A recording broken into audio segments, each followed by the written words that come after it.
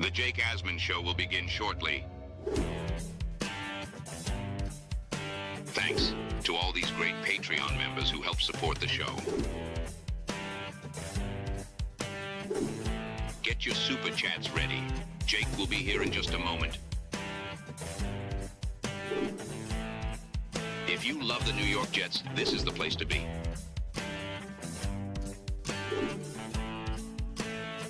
And now, the Jake Asman Show. Jets offensive coordinator Tanner Engstrand might be a first-time NFL play caller, but he says he's 100% confident he's the man for the job. We'll talk about what he said and much more. It's the Jake Asman Show. Raffle winners announced. Let's hit it and get it started. Man, our Jets are primed to win another offseason, baby. We bleed Jets green each and every day. Will the playoff drought finally end? Kings of the offseason, baby. This is what we do. At least we have Garrett Wilson. We have Breece Hall. Please subscribe and hit the like button below. Super chat, baby. Cut the line. We have Sauce Gardner. We have Quentin Williams. Prepare to be underdogs. Now it's time to talk all things New York Jets. It's the Jake Asman Show. Here we go, here on a Monday, the start of a new week. Welcome in, everybody. Please click the like button. Please subscribe to the channel if you haven't already. Later today, I plan to announce details of our group buy. If you want to join us for our home game meetup, Jets and the Panthers, October 19th. First come, first serve for the Patreon folks. So get in the Patreon if you haven't. Info will be posted on Patreon and then in the Discord, which comes with your membership, patreon.com/Jake Asman Show. We're going to save each Asmaniac $70 on a ticket if you do a group buy with us. We did the Texans game last year, and it was a lot of fun. So stay tuned for more information on that. Plus, if you're coming to Tampa for the Week 3 Jets-Bucks game, there's info on Discord and Patreon on cheaper tickets you can get to sit with a bunch of your fellow Asmaniacs and Jet fans in Tampa. So join the Patreon, long story short. Plus, you'll get your name added to the intro because I haven't sent Gator the updated names yet for the month of June. So you still got time for that as well. All right, let's talk about Tanner Engstrand, and then we will announce the winners of the ASMANIAC Raffle. Our 27th raffle, we're giving away a signed Clyde Frazier jersey, signed Joe Namath jersey, a signed CJ Mosley jersey, and oh yeah, I'm adding another prize. We'll do it at the end of the show. How about a daily raffle prize to kick off the week? Signed Anthony Beck jersey. So you can enter for your chance to win the Beck jersey among our new prizes, which I will announce a bit later. With that said, Tanner Engstrand speaking for the first time as the Jets offensive coordinator, made available to the local media. And I thought he handled himself really well. This was the first time, obviously, any of us have heard him in a press conference setting, but what I have been told about Engstrand is that he is really smart. He is a really good communicator, and I think that really came through during this press conference that he had with the media. The first clip I want to play is Tanner Engstrand talking about why the Jets went after Justin Fields in the first place. He is just a talented individual on all facets. He's obviously a physically talented player, right? Everybody talks about the running. Well, the guy's got an arm too, and he does a great job with that. And mentally, he's phenomenal. He's been absolutely phenomenal so far, and we expect more out of that. And there's just a lot of things that you can do with that type of player that is going to put stress on a defense and make that defensive coordinator stay up late at night, you know, as we get going into this thing. Look, the question with Engstrand is, okay, you know, you're an offensive coordinator, but you've never been in OC at the NFL level. And Engstrand would say, well, I call plays at the University of San Diego. I called plays in the XFL under Pep Hamilton in 2019. I've been around Ben Johnson. I've been around Dan Campbell. I've been around Jim Harbaugh. So he feels like he's ready. He said, quote, 100%, absolutely ready. I'm excited to be in it. I've been a coordinator role at multiple different places, obviously not in the NFL, but I think 9 years or something like that as a coordinator. And so I feel 100% confident. I'm excited for this opportunity. And time will tell on what he is as an OC. I think best case scenario is he does such a good job this year. He's a guy that is being interviewed by other teams to be a head coach, right? He's the next offensive genius. Time will tell on that. I just remember when the Jets hired Mike LaFleur, the brother of Matt LaFleur, who now, of course, has been a successful head coach of the Green Bay Packers the last several years. A lot of Jet fans were saying, oh, no, he's going to do such a good job. We're only going to have him for a year or two. We're going to lose him. And I said then, good problem to have. Wouldn't that be nice? Jets actually hired such a good offensive mind that other teams want to hire him. I'll worry about that problem if it happens. Because obviously with LaFleur, it did not happen. We know how it went. So hopefully Engstrand is so good, other teams want to poach him. But time will tell on that. Now, as far as what he wants the Jets offense to be, Engstrand said he wants the Jets to play fast. He said they want to be physical, they want to be aggressive, they want to be explosive, they want to be detailed. They want that to show up on tape each and every week. Quote, when somebody looks at our tape, we want those things to show up, and that's what we're going to shoot for. The way to do that, you got to get competent quarterback play. Can he be the guy to develop Justin Fields and allow Fields to take his game to the next level? This was Tanner Engstrand on calling plays for Fields this year. Coming from an offense where you have the prototypical pocket passer in Goff, and now you have one of the best running quarterbacks. So how is that a little out of your comfort zone? Like, what kind of transition is that for you to make that adjustment? Yeah, I think it just opens things up more. That's all. It just adds another layer to what we can do with where we're going on offense. I love that answer because you could tell the question was basically to try and catch him off guard or give a soundbite that essentially says, well, you've been a guy who's been around Jared Goff. He's a pocket quarterback. Now you got Fields. Are you a little nervous? You're not going to be able to call the right offense for him? And I thought Engstrand gave a really good answer there and didn't allow, the question to force him to say something that could be used against him down the line. Because the media will definitely paint a narrative. Well, here's a guy that they hired to be the OC, but he doesn't have experience calling an offense for a quarterback like Justin Fields. So I thought he handled that question and then that answer there to Rich Cimini's question. I thought he handled it very well. One final cut from Tanner Engstrand. Engstrand talking about what he has seen from Justin Fields in his most recent starts. Because if you look at Fields last year, he was 4-2. If you look at Fields dating back to his last 6 starts in Chicago, and then you combine that with last year in Pittsburgh, Justin Fields is 8-4. And the numbers project out to be a lot better than they were at the beginning of his career. So this was Engstrand talking about what he has seen in Fields' most recent starts. Yeah, it's just growth, going through his career, just continuing to stack experience along with it, and then ultimately ends up winning 4 games out of the 6. And you just see some of the things that are starting to develop in his game, and then you look at that and you go, that's pretty good. We can do some things with that, and that's kind of, I think, where it started. And then of course all the other things that everybody talks about, that's real. Those things are real, and we're excited to get going with him.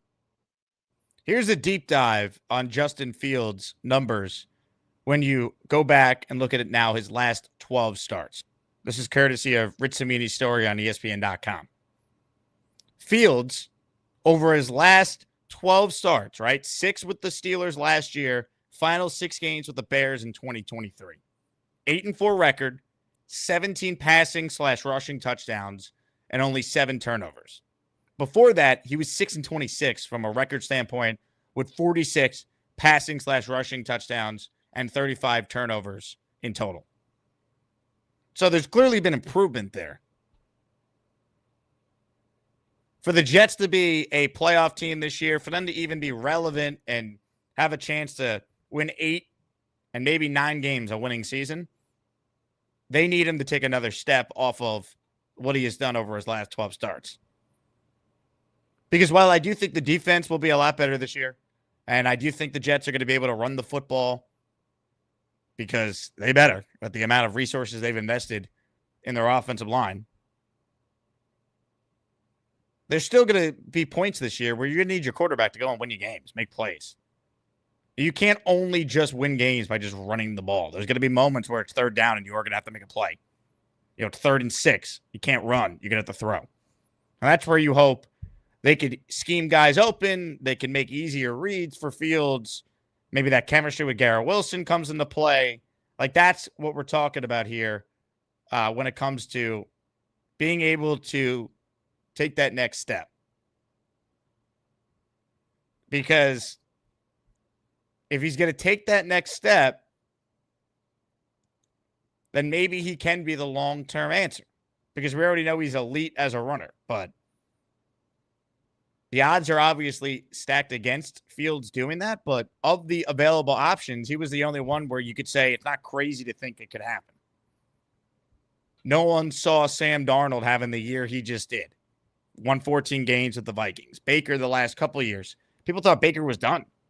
I know he had some success in Cleveland, but remember, Baker Mayfield was on the Panthers. It didn't work. He got benched. They cut him. He goes to the Rams, has that one start, parlays that to a chance to compete for the starting job in Tampa and hasn't given it back. And he's been, statistically, and I think just eyeball-wise, probably a top 10 quarterback the last few years. He's played well. He's won playoff games, all that. So that's the one thing with Fields, that there's that possibility. He is super talented. And even if he's not the long-term option, if the coaching is so good and the talent level is what we think, well, then maybe it could be something similar to what we saw Buffalo go through. Ironically, Tyrod Taylor was the guy that is in this role. I'm picturing Fields maybe being able to do it. He got them to the playoffs and ended a 17-year playoff drought. They were 9-7. Now, they lost in the wild card round. I think they realized, their ceiling with Tyrod was probably just that. You sneak into the playoffs, you're never actually going to go on a deep run. You're not a real contender, but you made the playoffs. Your young team got playoff experience. You got the monkey off your back of 17 years without the playoffs. The Jets are at 14 right now. Right? Like that to me could be maybe the ceiling for Fields. Like, hey, the Jets were 9-8. They made the 7th seed, and you know what? They realized that, Fields is fine, but hey, there's a guy we like in the draft, and we're going to take him, and he'll sit for a lot of the year, and we'll let Fields be the guy until that guy's ready. So Buffalo did. Kansas City had Alex Smith. They were making the playoffs, but they were not going to win a championship with him. They realized that. So they traded up and took Patrick Mahomes, who sat for a year. So it feels crazy to talk about next year and all that and thinking ahead, but it doesn't just have to be, Fields proves he's definitively the guy, and off we go. It could be he's fine, he's better, but he's not going to be the guy that we think we can win a title with, so we'll explore the draft anyway. That could be it too. But you tell me a Jet fan wouldn't mind going 9-8 and ending the playoff drought, even if they lose in the wild card round, that wouldn't be worth it? Of course it would. You feel like you have a real coach. These young players who hopefully are about to extend in the case of Sauce and Garrett and et cetera, they get playoff experience. They get the stench of losing off their back. They feel like they actually can win here. That it's not just a dark hole of losing. There's still value in that. So hopefully they could go out there and give us a season like that. Wouldn't that be nice? The sad part is 8 wins would be the most amount of wins they've had in a decade. And 8 wins now with the 17-game season, that doesn't even give you a winning year. You still lost 9. That's what's crazy. Dan the Jet fan with a super chat. Difference is the Bills dumped Tyrod immediately. True. But my point is, they had Tyrod. They made the playoffs. And ultimately, while they moved on, Tyrod's beloved in Buffalo. Justin Fields, if the Jets do the same thing, I mean, he'll be part of forever. Seriously, the quarterback of the Jets, whoever it is, that is here when this playoff drought ends, is a part of forever. That's how long it has been.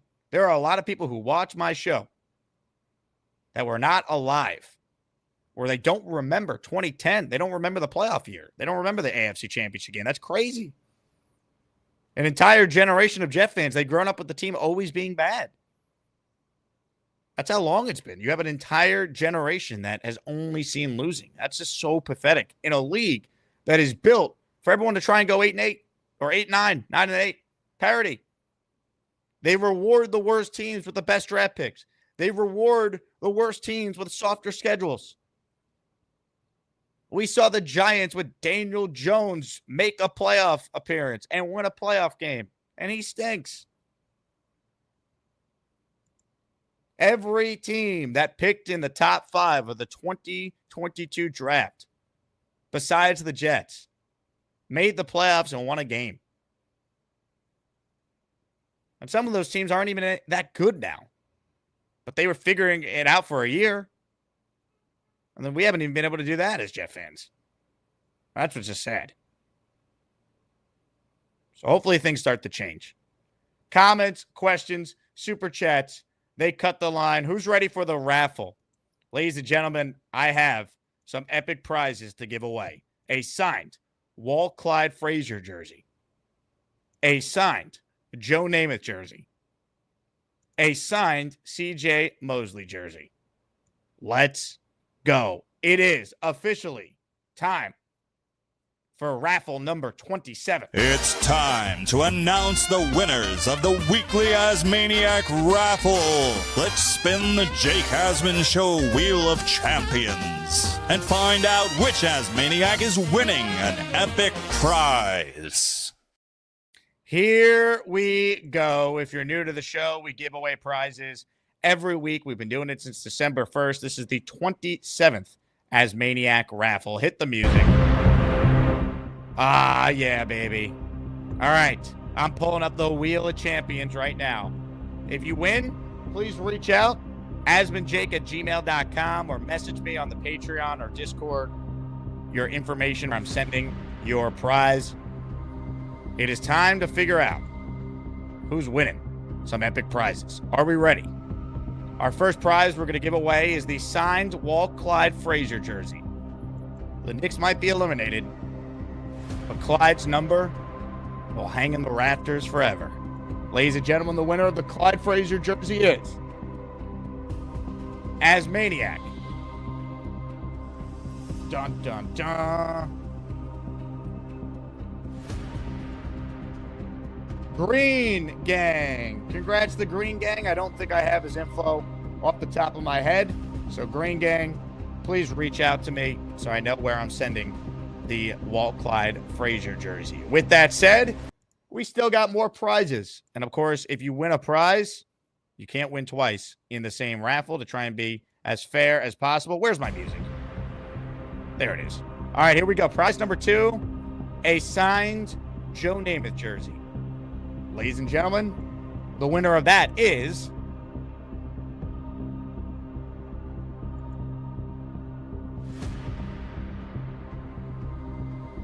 listener Kyle Clifton. How about that? So Clifton won a framed Don Maynard photo, and now Clifton's coming home with a Joe Namath jersey that he's going to have to get framed for the Clifton Office of Champions. Awesome. A true Jet fan winning that prize. That's what we like to see. Ladies and gentlemen, we got one last prize for this ASMANIAC Raffle. That prize is a signed CJ Mosley jersey. And the winner of that jersey is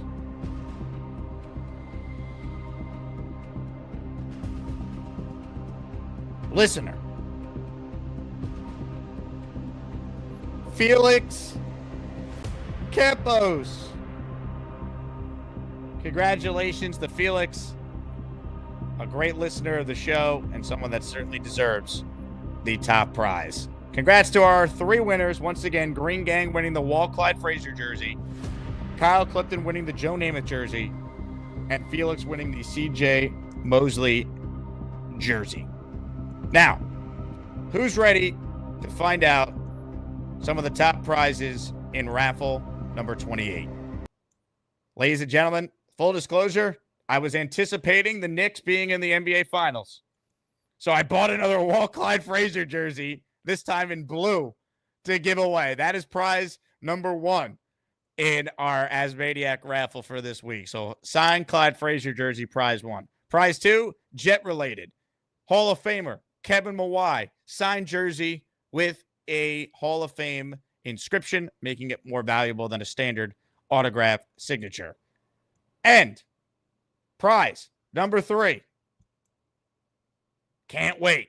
Signed Bart Scott jersey. Those are the top 3 prizes for raffle number 28. So, once again, Bart Scott, Kevin Mawai, Walt Clyde Frazier, autographed jersey. And let's kick it off. At the end of the show today, I'm going to give away an Anthony Beck jersey. So if you want to enter for next week's raffle and enter for a chance to win an Anthony Beck jersey at the end of the show, Jets first round pick, current Jets radio analyst, gift away to be entered, and you're in for both raffles. So thanks to everyone who supports the show and allows us to do it. Once again, we got the 3 prizes for next week's raffle and a daily raffle here at the end of the show for the Anthony Beck jersey. With that said, phone lines are open. Everything we discussed about Engstrand and Fields is on the table. Let's shout out Anthony, who is the first to be a part of the raffle. He has gifted 5 channel memberships.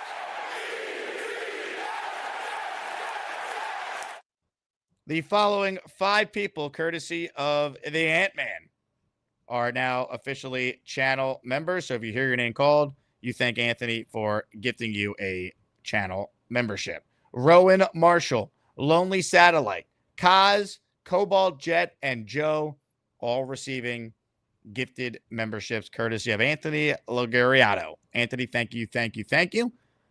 Let's open it up now to your calls, shall we? He just won the Joe Namath signed jersey. Ladies and gentlemen, he is first up on the Gusbuster Hotline today. The only question is he inside or is he outside?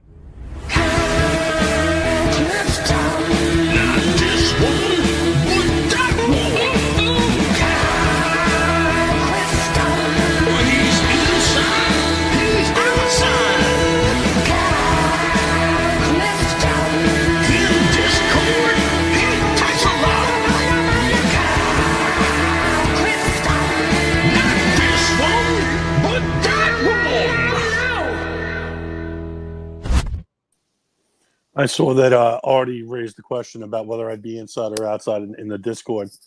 If it's a work day, I'm usually inside. Love it. Well, I'll tell you what. You're inside, and now you're a raffle champion. A name it jersey? You kidding me, Mr. Clifton? It doesn't feel real, I'll be honest with you. I never win anything. This must be Mrs. Clifton's luck rubbing off on me. But, yeah, I'm grateful and appreciative. Yeah, that Namath, I mean, you know, it doesn't get much bigger than that.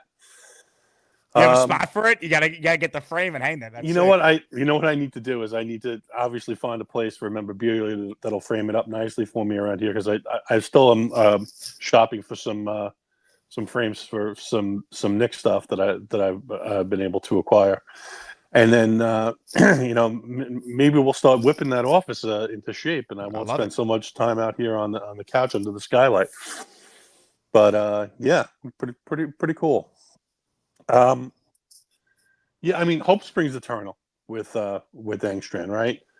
RPO, I don't know to what extent Fields has really been a true RPO guy in the pros. I think that other coaches might have tried to you know, envision him as a more complete NFL read the field type quarterback.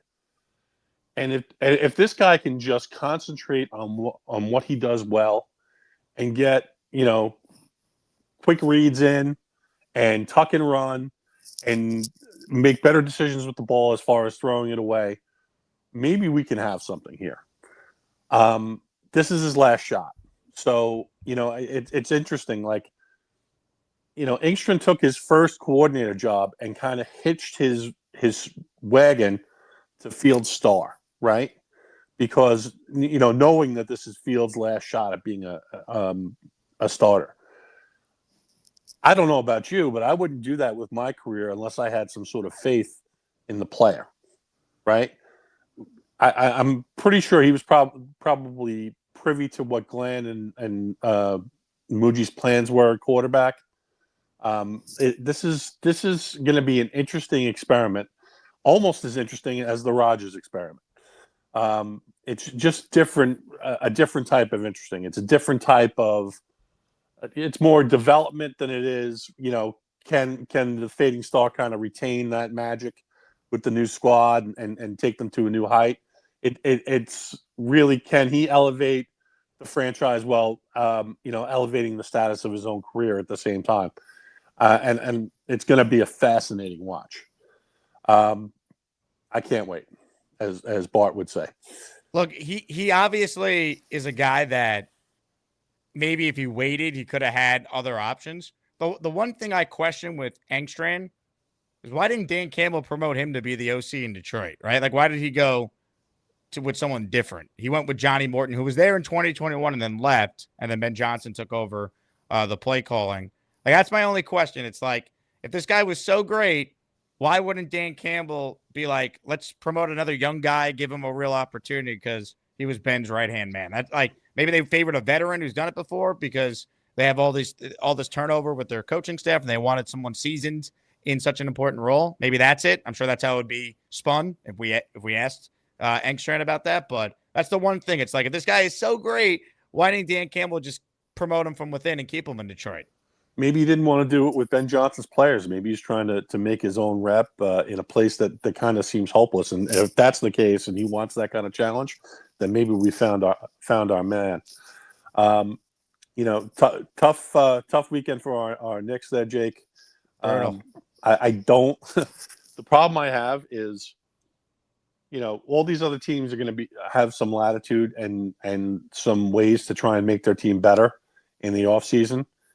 And we're looking at maybe the mid-level exception and, only the most creative of trades to really improve the team. Let's see what kind of magic they can work. I appreciate your time. Great call, as always, Kyle Clifton, and a great job winning the signed Name It jersey. Well deserved. I might have to retire if that jersey got gifted to 6 rings. Oh, my God. Imagine that. Thank God. Yeah, look, I did a whole video on the Knicks for those who want to watch it, but I mean, we'll see. I still maintain status quo as their best path. The East is not great next year. Hopefully, continuity can help this core come together, improve the bench, improve on the margins, and you go from there. Unless you can get Giannis, which I don't find to be realistic. Sure, if I could trade for Giannis, I'm making that deal, but I just think they're going to trade him out of conference if they move him. And they can get more picks and still quality players if they deal with Houston or they deal with San Antonio. So I just don't see that. Rasta Dread in the raffle for 2. And for those of you who missed it at the end of the show, I'm giving away a signed Anthony Beck jersey.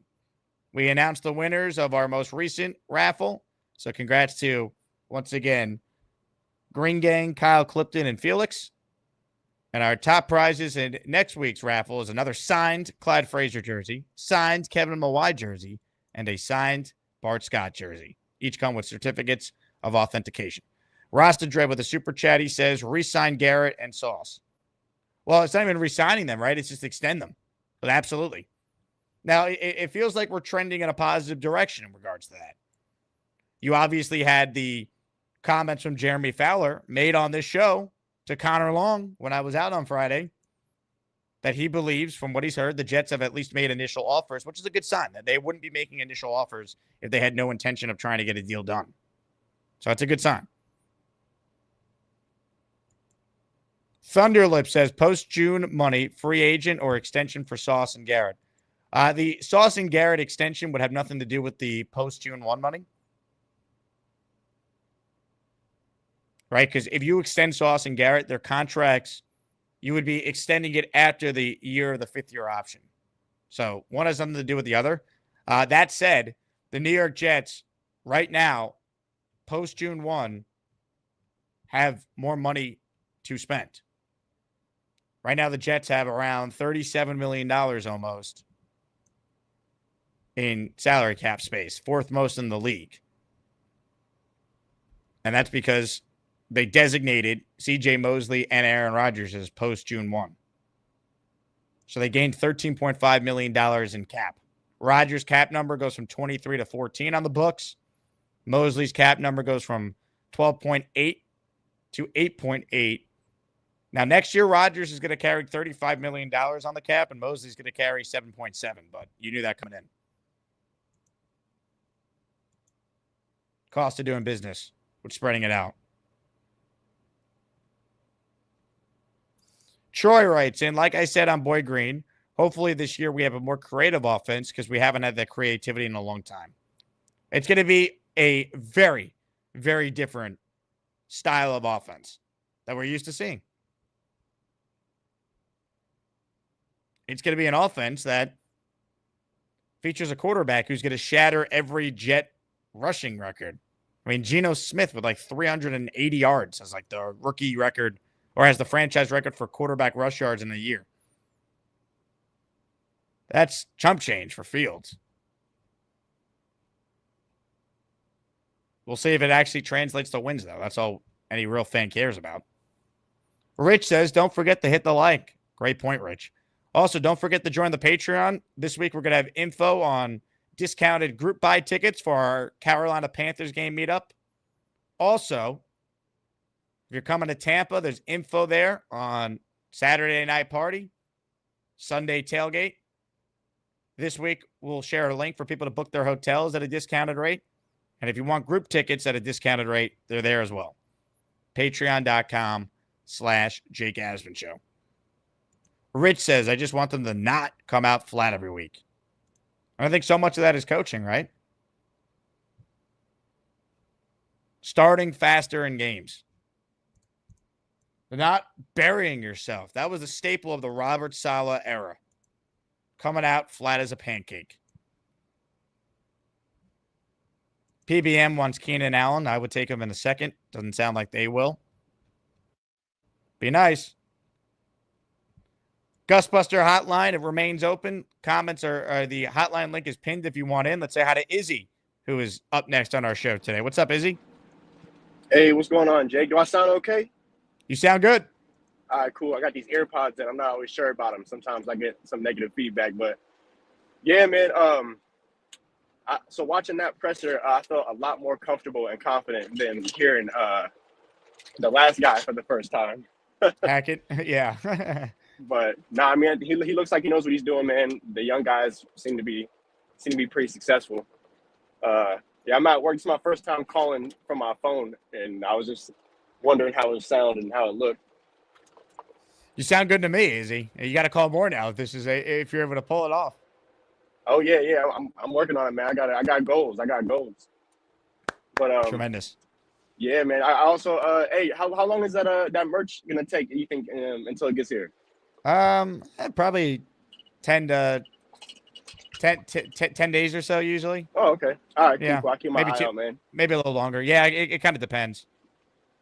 So who do you think by the end of this year is going to be our top running back? You think Brandon could give Brees a run for his money? I think if Brees is healthy, it's still Brees. Yeah. I don't know what they're going to do with Isaiah Davis, man. He's kind of like in the middle, just kind of floating around there.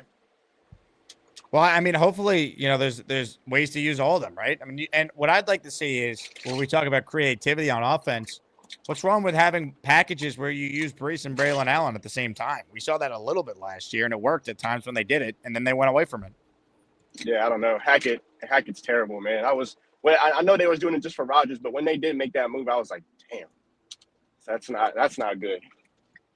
Yeah, in reality, Rodgers was no longer as great to overcome how bad Hackett was, right? I think that was part of it. Yeah. Like the example we all used, I certainly used it was, well, I mean, Peyton Manning had Adam Gase, and we know what Gase was, but it's like that's when you were still getting 55 touchdowns in a single season. Peyton Manning. Rodgers is winning MVPs with Hackett as his OC. That's still he was at the height of his powers. We'll never know like what version of Rodgers we would have got if he never got hurt, right? Like we never got to see what that would have looked like, and then who knows? Yeah, that was a sad day, man. I was watching that with my kids, man, the first game of the season. And they're like, Dad, what happened? I'm like, well, the season's over, son. I don't know what to tell you. It was pretty rough. I'm really curious to see what the season would look like if we had just kept Robert Saleh and then used Todd Downing the entire time. Because it seemed like we had a little bit more, juice with Todd Downing calling the plays. Yeah, it's a great point. Like in an alternate universe, I don't think the Jets would have been a playoff team. It didn't feel like it, but right. I think they would have won more than 5 games if they just kept Saleh. Maybe they win 7. Maybe they win 8. Yeah, something, man. It would have been nice to watch. And then you know what? He would have been fired anyway, so it still would have been a disaster. They got rid of him, poor guy. And I mean, Joe Douglas, man, like he's one of them guys where if he could just put it all together, he might still have a job, but. He was really good at finding talent and then really bad in other spots. It just kind of sucked, man. Like, whichever way you want to slice it, But I'm excited for this year. I think that our offense is going to look really good. I have I feel really high about Fields. You know, I'm an optimistic Jet fan, I guess. I live in Virginia, but most of my family's from New York. I was born on Long Island, on Iceland. And my uncle was the only Jets fan out of all of us, and I grew up watching football with him. I remember watching a game where Chad Pennington threw a screen pass to Curtis Martin. He ran for like 70-something yards, and I was like, oh, yeah, I'm a Jets fan. And then, grow up, and I'm like, damn, this sucks. Yeah, man. But It's been brutal. But yeah, if your uncle's from Long Island, I mean, that's prime Jet country right there. yeah, man, yeah, he always Jets. That's all I known growing up. And most of my family's Giants fans, like on the other side, but I grew up watching the Jets, so I've been a Jets fan since I was like 10. I love it. Well, So, hopefully, you get rewarded for your loyalty, because we're all certainly do. yeah, man, we all deserve it, man.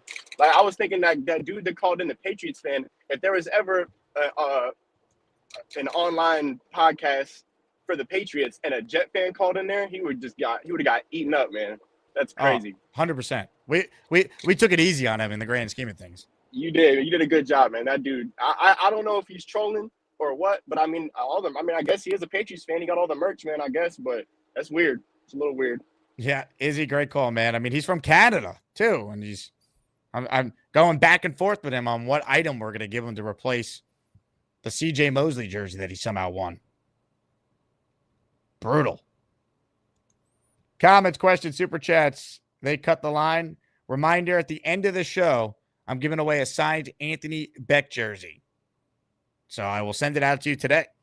Right now, there's only 7 raffle tickets in that daily raffle. Anthony's got 5. Roster Dread has 2.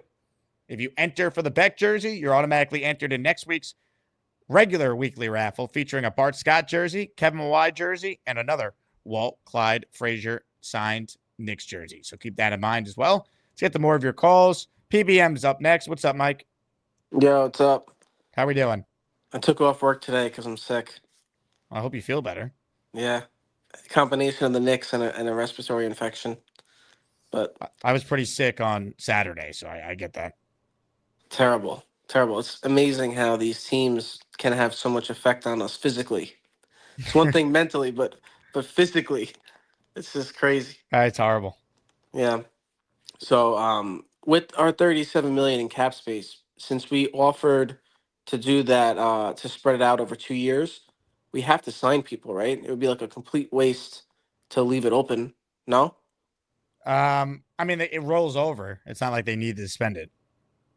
Oh, the cap space rolls over to next year? Yeah.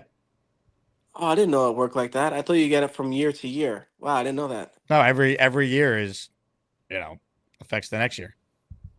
Oh, so maybe they won't spend it then because they'll maybe. Okay, that makes sense. I'm hoping that they get at least a defensive tackle and a wide receiver, either trade or sign somebody. Even though I don't think there's any DTs out there besides just wide receiver. It's Keenan Allen. Dr. Beastbreaker says that you should get some Mexican food and a bottle of NyQuil. I got prescription drugs, so I'm not going to mix that with And some NyQuil. Vicks as well. Yeah, I'm not going to mix drugs. That's how you get fucked up. But I appreciate the thoughts, Beastbreaker. Now, why Mexican food is what I'd like to know. Because it'll clear you out, according to Beast. Well, it'll definitely clear you out. Yeah. Yeah. So, is what it is. And for the Knicks, real quick on the Knicks, I saw Dave today was talking about a potential trade for Giannis, and he said the only way it gets done is Cat, Bridges, and/or OG, and a first-round pick. Would you take that? Yeah, I'd do it in a second, but I don't think that Milwaukee would take that unless Giannis is like, I'm only playing for the Knicks and they want to work with him. See, I would love it if it was Bridges, but I have a feeling it would be OG. Which I still would do, by the way. And then they brought up the other scenario. If they wanted more, then you give up Mitchell Robinson. Which you would have to do for Giannis. I don't know if it would even take that, but yeah, I would do it in a second. So potentially, you go Cat, a first, OG, and Mitchell. You're doing it? I would, yeah. Yeah. My problem is then we have no depth. We don't have any depth now if we did that. But Yeah, well, I mean, there'd be other contract. You probably would have to get a third team involved too yeah, to make all the money work. I don't think it's gonna happen. I'm not even putting any stock into any Giannis stuff. I feel like Giannis is going to go to the Spurs. Maybe, or maybe they don't trade him. Giannis and Wemby, that would be crazy. That would be crazy. And of course, it would be the Spurs. Like, how come our teams can't have luck like that? Well, Unreal. it's a great question. I don't know. Yeah, it's rough. I said it to Big Fella in the Discord. It's hard being a New York sports fan. It is. There's been a tremendous amount of losing and lack of championships, and think about it, right? Since the Giants last won a title, New York's major four men's sports have made the playoffs a combined 47 times. And we've had 3 finals losses, 12 conference finals losses, 12 second round losses, and 20 first round losses. That's if you just take all the major teams in the area. The Islanders really blew it. What was it, 2018 or 2019? That Game 7 where they lost 1-0 to the Lightning. Yeah, 20 and 21. They were in the conference finals back-to-back years. Yes. Oh man, they really blew it. Because they would have beat Montreal, would have swept them. Yep, they would have definitely won the cup that year. But they ran into a dynasty. I mean, it sucks. It adds to our what ifs as New York sports fans. There's a lot of them. What if? Feel All right, better, man. Mike. I'll catch you. Ladies and gentlemen, Purple Belt Mike battling through a respiratory infection. Still calling in. Now, there's a lawyer on the line right now, but it looks like he froze. I don't know if he's actually there. Doesn't look like he is. If the official lawyer for ASMANIACS wants to call back, we'll put him on. In the meantime, let's say hi to Josh, who's up next on the show. Hello, Josh. What's up, Jake? How you doing? School's out for the summer, Josh? No, we actually had a day off because there was bad news from a teacher. So yeah, we just had a day off today. Bad news from a teacher. Yeah, a teacher died of cancer at my school. Oh, I'm sorry to hear that. Yeah, it's sad. But on another note, I'm here to talk about the punting game. The punting game. Okay. Yeah, Austin McNamara, Kai Kroger. Excuse me, but I think McNamara has better hang time and better power, but I think Kai Kroger is more experienced and he has more finesse and he has a better football IQ. I want to hear your thoughts. I have no thoughts on the punter battle. I have not seen any of them. I won't pretend like I've watched any of them. I will see for myself, I guess, at training camp.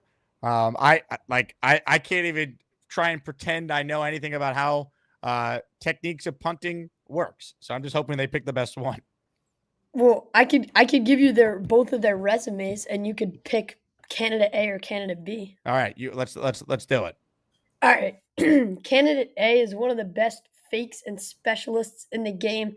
He doesn't have a ton of hang time, but he has power and he knows how to angle the ball well. He has a bunch of roll and can get good backspin and has a high percentage of punts land inside the 10-yard line. Candidate B once punted a ball 120 yards, can easily reach above a 4.5 hang time, has a lot of power, but hasn't played football in 2 years. I'll take the first guy who's played football. All right, that's Kai Kroger. All right, I'm Kai Kroger then. All right. Thanks, Jake. Good to hear from you. Hey, Josh, I appreciate you calling in on June 2nd for a question about the punting battle. Well, there's not much to talk about these days. I mean, the Engstrand pressure was pretty good, but don't worry, I still got to cover the Steve Wilkes presser. I got a lot to say. Okay. Well, I'll be tuned in for that. Maybe I'll get you a question about the long snapping game then. I love it. Well, long snapping, I'll tell you. I mean, I'm rocking with my guy Thomas Hennessy, longest tenured Jet. Yeah. He's been pretty consistent. It was him then Mosley, right? So who else has been on the team longer than like Garrett Wilson at this point? I think with Mosley gone, I think the longest tenured Jet besides Thomas Hennessy is now probably Quinton Williams. Yeah, Quinton Williams. That makes sense.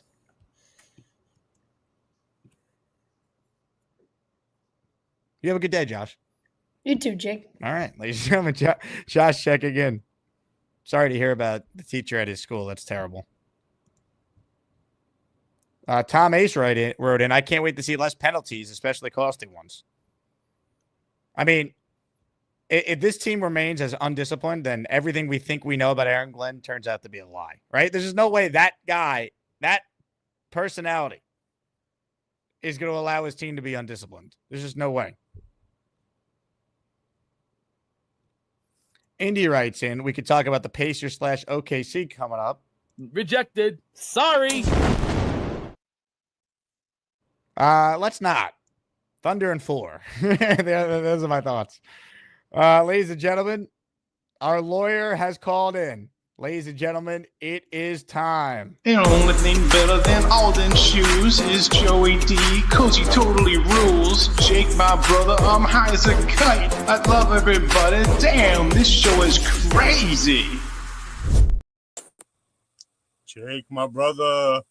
What's up, buddy? Mr. Bonesy. What's going on? How are you, sir?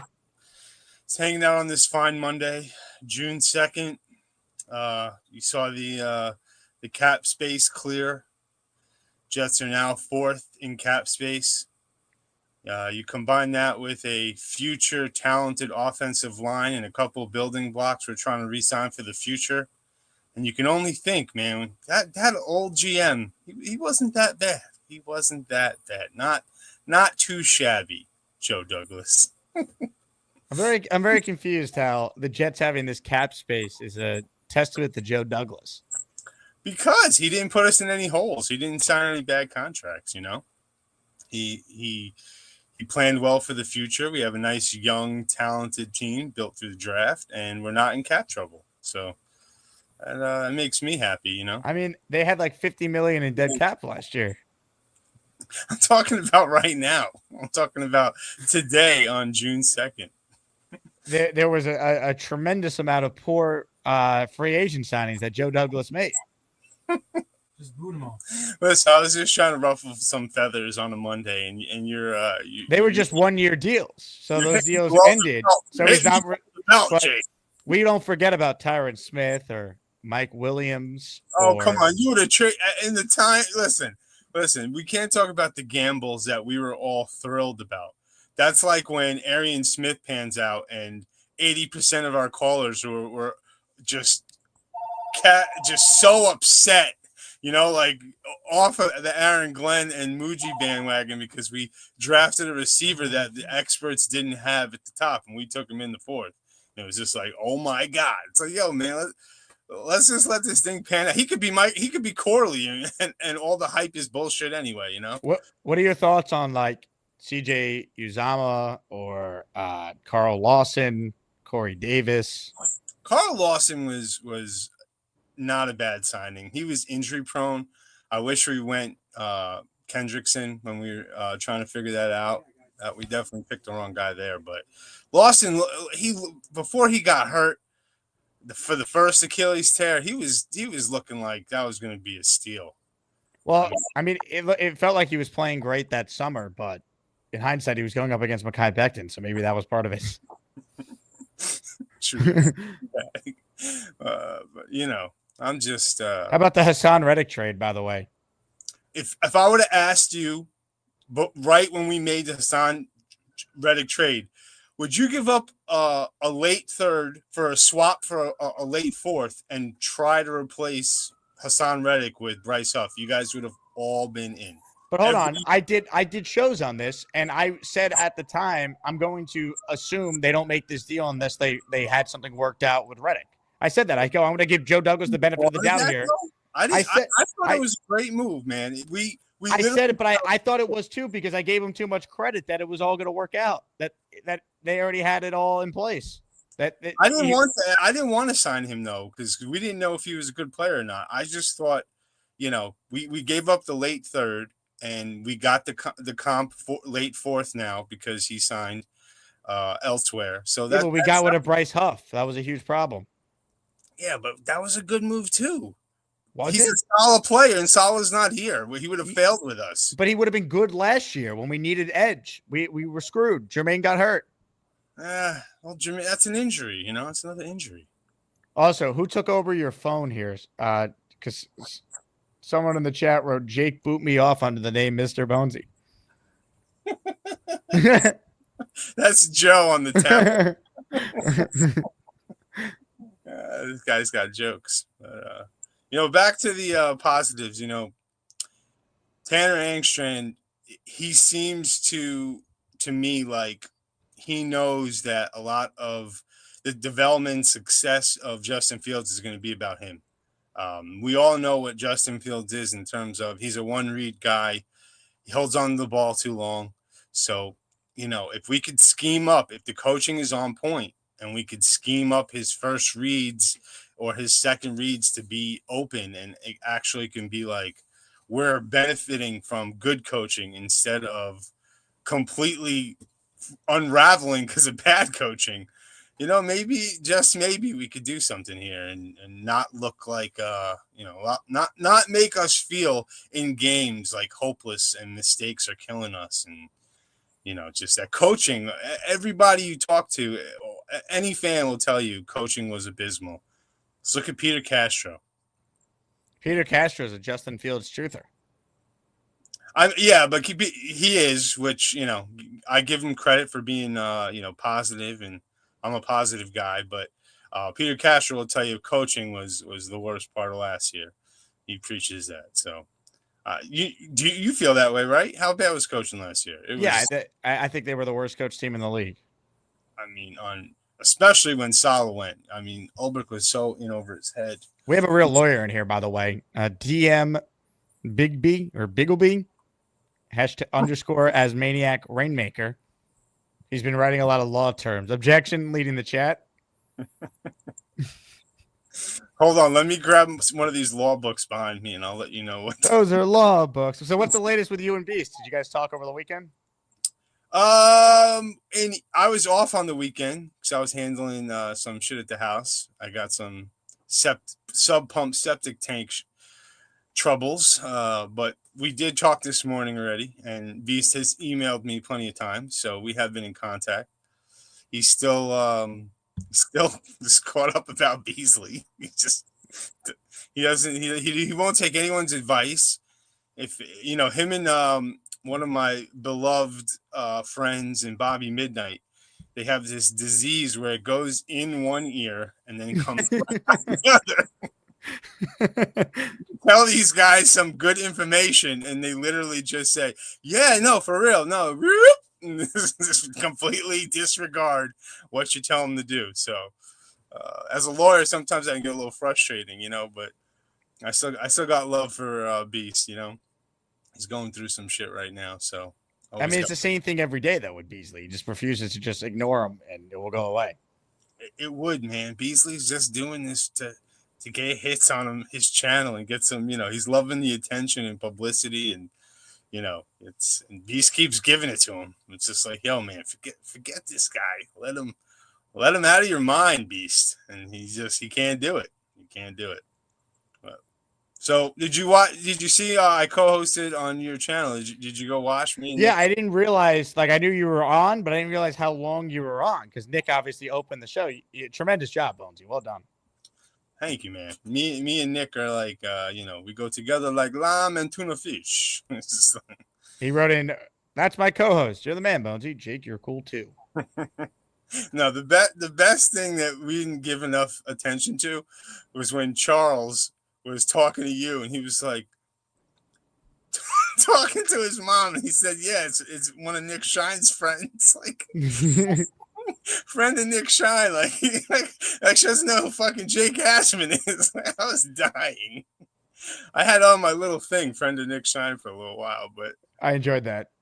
Oh God! So I didn't want to talk about the Knicks, but I swear to God, if we're not, there's zero chance. But if we got rid of Thibs, I would be so upset. I would be so mad that we finally get a coach in here that could get us over a hump by hump. We've made the playoffs the last, couple of years. We got out of we got to the Eastern Conference Finals. You know the players love him. He definitely has a great rapport and relationship with Leon Rose. I mean, Leon Rose's trades have been phenomenal. I mean, besides the Mikal Bridges, where you're looking at people who could be on the fence about it. You know, Bridges was still a big part of our run. This is their first year together. I can't imagine. We had to have a catastrophic blow game one that was like a historic thing, or we would have been up 3-2 going into that game, and we'd be going to the Garden tonight for a fucking game 7 where we would have took it home. So that game alone literally cost us. You said it. You said as soon as the game was over, you said, you know, not that I don't believe that we can make a comeback, but I have a feeling that this is going to be the game that bites us in the ass. You have a game like that you give up, you can't recover. So people who are firing Thibs, saying fire Thibs, is like, come on, guys. Come on. Our bench on paper is not, you know. Well, I think there's fair criticism, but at the same time, I wouldn't blow the whole thing up when the star player wants them. It's you're one of this group, and just look at the East. Like, people might not want to hear it, but next year, like, the Knicks and the Pacers are going to be the favorites to win the conference. Boston doesn't have Tatum. Detroit is still young. Orlando is still young. Philly's a mess. Cleveland might make significant roster overhaul, and they have proven absolutely nothing. Like, there's a real path where the Knicks and Pacers do it again next year, and maybe just like Indiana had to get swept last year, and they learned from it, and their young players got better, and they know how to play as a team. Maybe the Knicks could do the same thing. The one thing I would say to Tibbs, though, we knew the Knicks were going to be the 3 seed from basically February on, in all likelihood. So that's when they should have been experimenting with different lineups and not do it in game 97 when you're down 0-2 in the conference finals. I think it's a fair criticism to say, hey, let's be more prepared to go to different things and have more continuity and play time with different looks. Like that, I think, is a fair criticism, but he's done too much good to get rid of the guy when you're in the conference finals for the first time in 25 years. That feels like a complete overreaction to losing to a team that is really good. And you already brought up what happened in game 1. Like, these two teams were very, very close. The difference between the Knicks and Pacers this year was not much. And they just had a deeper bench than us. They used their bench. They played in sync with their bench all year. And that's something that Dibs has to adjust to. We have to look to, again, this is the first year that these guys were playing together. And I just feel like, when was the last time that we had a coach and GM that were so on the same, in sync and locked together that our dopey owner didn't have to always step in and ruin everything? I mean, Mike Woodson was the last coach that, like, you know, had Amari and Melo playing to make the playoffs for us. I can't imagine us going to the Eastern Conference Finals and firing our coach, thinking we're going to find something. And you think the players want that? You know, Jalen Brunson loves Dibs. You think these guys? It's not happening. I don't even want to entertain it. We're in the Eastern Conference Finals. It took a historic loss for us to lose this series. Like, yeah, I would be shocked given what Brunson said after the game if they moved on from the head coach. I think it'd be crazy. I'm with you. Now, there was a comment here I wanted to address. Very important stuff. Where'd it go? I just had it up on the screen and now I lost it. God. It was someone telling me to go, Kyle Clifton. Not this one, but that one. How about Clifton winning the Navy jersey, by the way? Awesome. You got to love when, you know, the people who you know is in our tight-knit crew winning. Real Jet fans, logical, smart Jet fans. I love Kyle Clifton. Your client Beastbreaker says, I'm doing business at the moment. What type of business is Beast doing in Beast Enterprises? He is emptying his tank of poison so he can think more clearly. Good. He's doing that on his own. He's handling it with Are you serious? I didn't tell you that, right? No. Do you know what that means? Yeah, I know what it fucking means.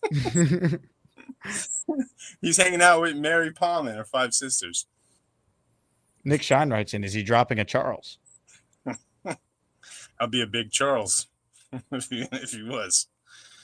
How was your weekend? How was your long extended weekend? It was magical. Well, I mean, I just didn't work Friday, but I did a show Saturday and then watched the Knicks lose. And then yesterday I did 4 hours of radio. So it still was on air. I just didn't do it. Yeah. Right. Shout out to Thunderlips for a great call on the radio show yesterday. Love Thunderlips. Love Rocky. He's a big Rocky guy. B says, thanks. I'm a strict businessman.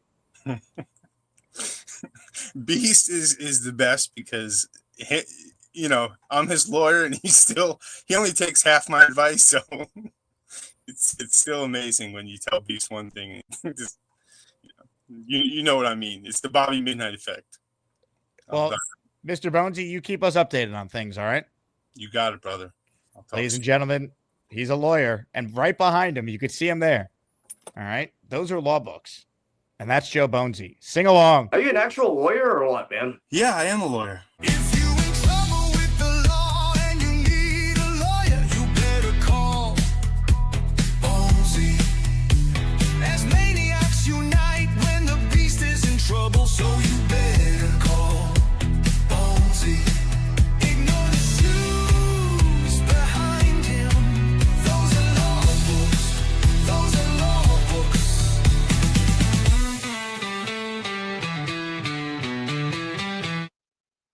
JD says, no way Bonesy had customers on a Monday. A lot of time to spread his JD love. Tom Ace. Bonesy has a full caseload he's dealing with, no doubt. They look very busy at Alden's today. Very busy.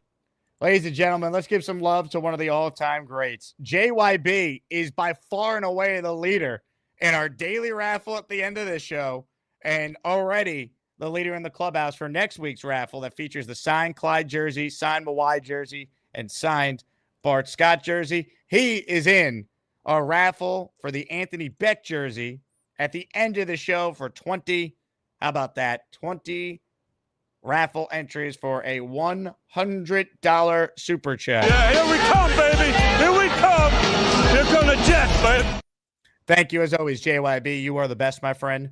Who were the players that stood out at OTAs? Well, it sounds like from the most recent one, Arian Smith, if you want to talk about a young player, a rookie player, he had a good day. I know Nick Faria highlighted Joe Tippmann as someone who played well. Garrett Wilson had a big day with Fields throwing to him, were some of the reports that came out there.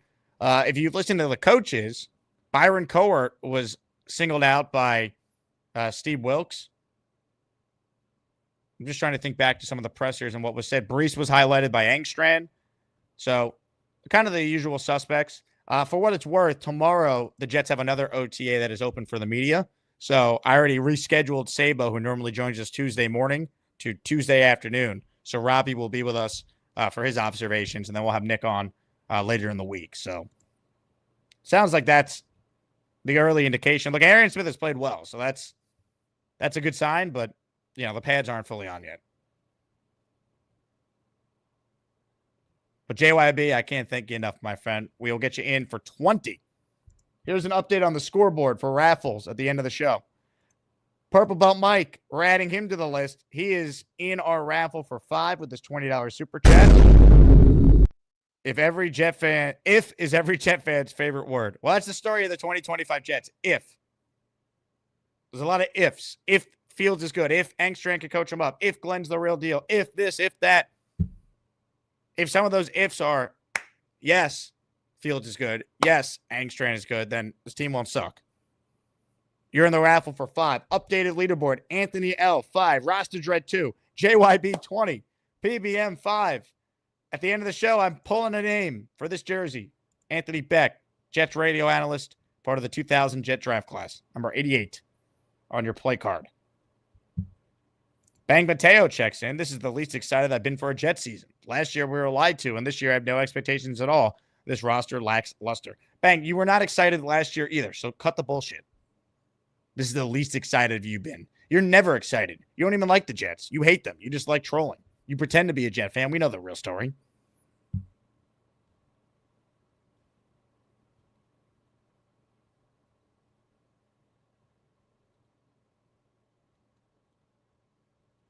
Come on now. Bang Mateo pretending to be a Jet fan. Oh, we know how this works, Bang.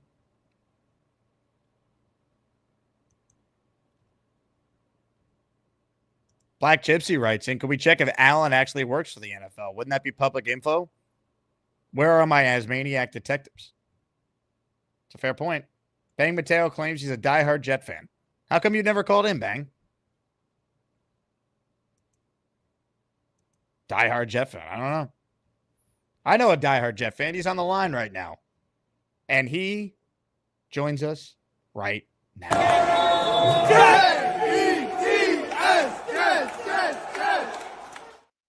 Jake, my brother. What's up, Neil? How we doing? You know, very, very bad game, with the Knicks. I watched it. I stayed on top of it. And it was Big business call? I watched it with Peter Castro. Oh, no. In my media room. Castro was messaging me, trade this person. This guy stinks. I'm like, you can't trade the whole team, Peter. They were in the Eastern Conference. I want to tell you, watching a game with him, holy shit. It is quite entertaining, I must say. There's a lot of curse words, a lot of, holy God. He was like, that stinks. I'm going to tell you something, though. He was right. This Josh Hart, oh my God, is he horrible. Jake, he had a bad series, but he's been a great Knick, though. Like, we're just going to forget about everything he's done in this 3 seasons now. Like, you realize that he hit 0 3-pointers. He basically didn't even hit the rim on half of them. He turned the ball over a lot. He didn't hit free throws. His defense was atrocious. Guys were running right by him. He was a horror show, okay? If they took, one thing I have to criticize Thibodeau with, just one thing. I'm not saying the guy should be fired or anything like that. Let's be real. It's the team. It's the players that play the game, He can't help if guys are playing like shit. Brunson, every time he brought why was Brunson, this is just the things I was hoping that he would adjust. Did it really make sense to let Brunson bring the ball up the court every single time and get the shit kicked out of him all game long? Well, they tried to do it. They don't have a backup point guard, which is a problem. And they tried a few times with Bridges. They tried. Hart brought it up a few times. Look, Deuce. What about Deuce? I mean, he could have brought. He's a guy that could handle the ball and bring it up court. Yeah. Well, the problem is at times when Deuce was out there, Brunson was getting his rest. So then when Brunson would come back in, Deuce needed to sit. I mean, I think take Hart out and put Deuce in. You couldn't do any worse with that. I mean, is he that much, criticism I would have in that position? Yeah, I mean, a criticism I would have of Game 6. You brought up Hart. I would have played Mitchell Robinson more in that game. Maybe he was out of gas and that's why. But Hart played way too much for a guy who was struggling. I would have played Mitch more. That would have been my criticism. And I'm going to tell you, man, Karl Anthony Towns was soft as shit. He didn't really. He really lost it. He lost his 3-pointer, and he looked exacerbated. He looked tired. He looked like he didn't want to win. Their best 2 players did not play well, and if the Knicks are going to win, that couldn't happen on the road. Your best players got to be on the road. Got to be your best players. And Brunson was off, and they defended them really well. And Cat, the stats look fine, 22 and 14, but I didn't think he ever played that well in that game. You're talking about Brunson? I'm talking about Cat. I didn't think Cat stat-wise, Cat had a good game if you just look at the box score, but I didn't think he played. He played horribly. He didn't get any rebounds. They got outplayed, which would have been fine and what you would expect to happen in a Game 6 with Indiana at home. If they didn't blow Game 1, we'd be playing a Game 7 tonight where the Knicks would be a favorite. It all goes back to Game 1. They were chasing Game 1 the whole rest of the series. I give Indiana credit for one thing. I mean, they played really, really good defense. They were on our guys. They were faster. They were you could just tell, they wanted it. It was a shame. It really was a shame. But, look, you said it, when you lose Game 1 at home and you're chasing the series, it's just I thought the Knicks, I just didn't think they made adjustments. I just think there was no way that, guys didn't want to shoot the ball. What's his Akanobi? What's his? I always say his OG name. Anunoby. You should have been shooting the ball more. Bridges should have been shooting the ball more. You don't want Josh Hart shooting the ball. Well, they leave him open. And the problem is because Hart has really struggled shooting, especially in this series. They could put They could put a center out on him because they're not worried about him shooting, and then that makes it harder for everyone else. Like they're not as efficient offensively when they can play defense that way. Not to mention when he gets the ball, he runs down court. He always gets charges. He goes right to the basket. And even when he's going to the basket, he wasn't even making the basket, a layup. And then he would be at the line, and he wasn't even consistent on the line. I got to tell you, man, Josh, didn't he play really well last year? I remember him in the playoffs playing pretty damn good. Josh Hart, yeah, that's what I'm saying. He played well in the Pistons and Celtics series. We can't just say he had a bad series, okay? Like, but I'm not like. Yeah, but if somebody's having it bad, Jake, doesn't it make sense to just like get him out of there? I get it. It's a fair criticism, but I'm saying, but there are Knicks fans who are like writing off Josh Hart. It's like, well, you guys are the ultimate front runners. That's if you actually watch the team the last 3 years, like any diehard fan, like I have, and a lot of people in the chat have, you realize how valuable Josh Hart is. I mean, he's the Knicks all-time leader in playoff triple doubles. I mean, he did that this year. Like, let's not forget about what he did against Detroit. He led them in scoring in the game 2 win against the Celtics when they came back down 20. He was their leading scorer that night. I didn't hear people complaining about Hart that night because he shot the ball well. Like, he's a really good player who had a bad series, who, to me, is still someone that you want on your team. I mean, all the dirty work that he does, getting the rebounds, the setting the screens, like, his shot was off this series. It happens. I mean, like, I don't know what to tell you. Right. I think all aspects of his game was off, not just his shot. I mean, he's not a good defender, Jake, either. I mean, they were running right by him. He was not good on defense this series. I thought Bridges was not good on defensively in the first 2 games. They were out of sync all series. They were chasing that collapse. Right. Look, it is what it is.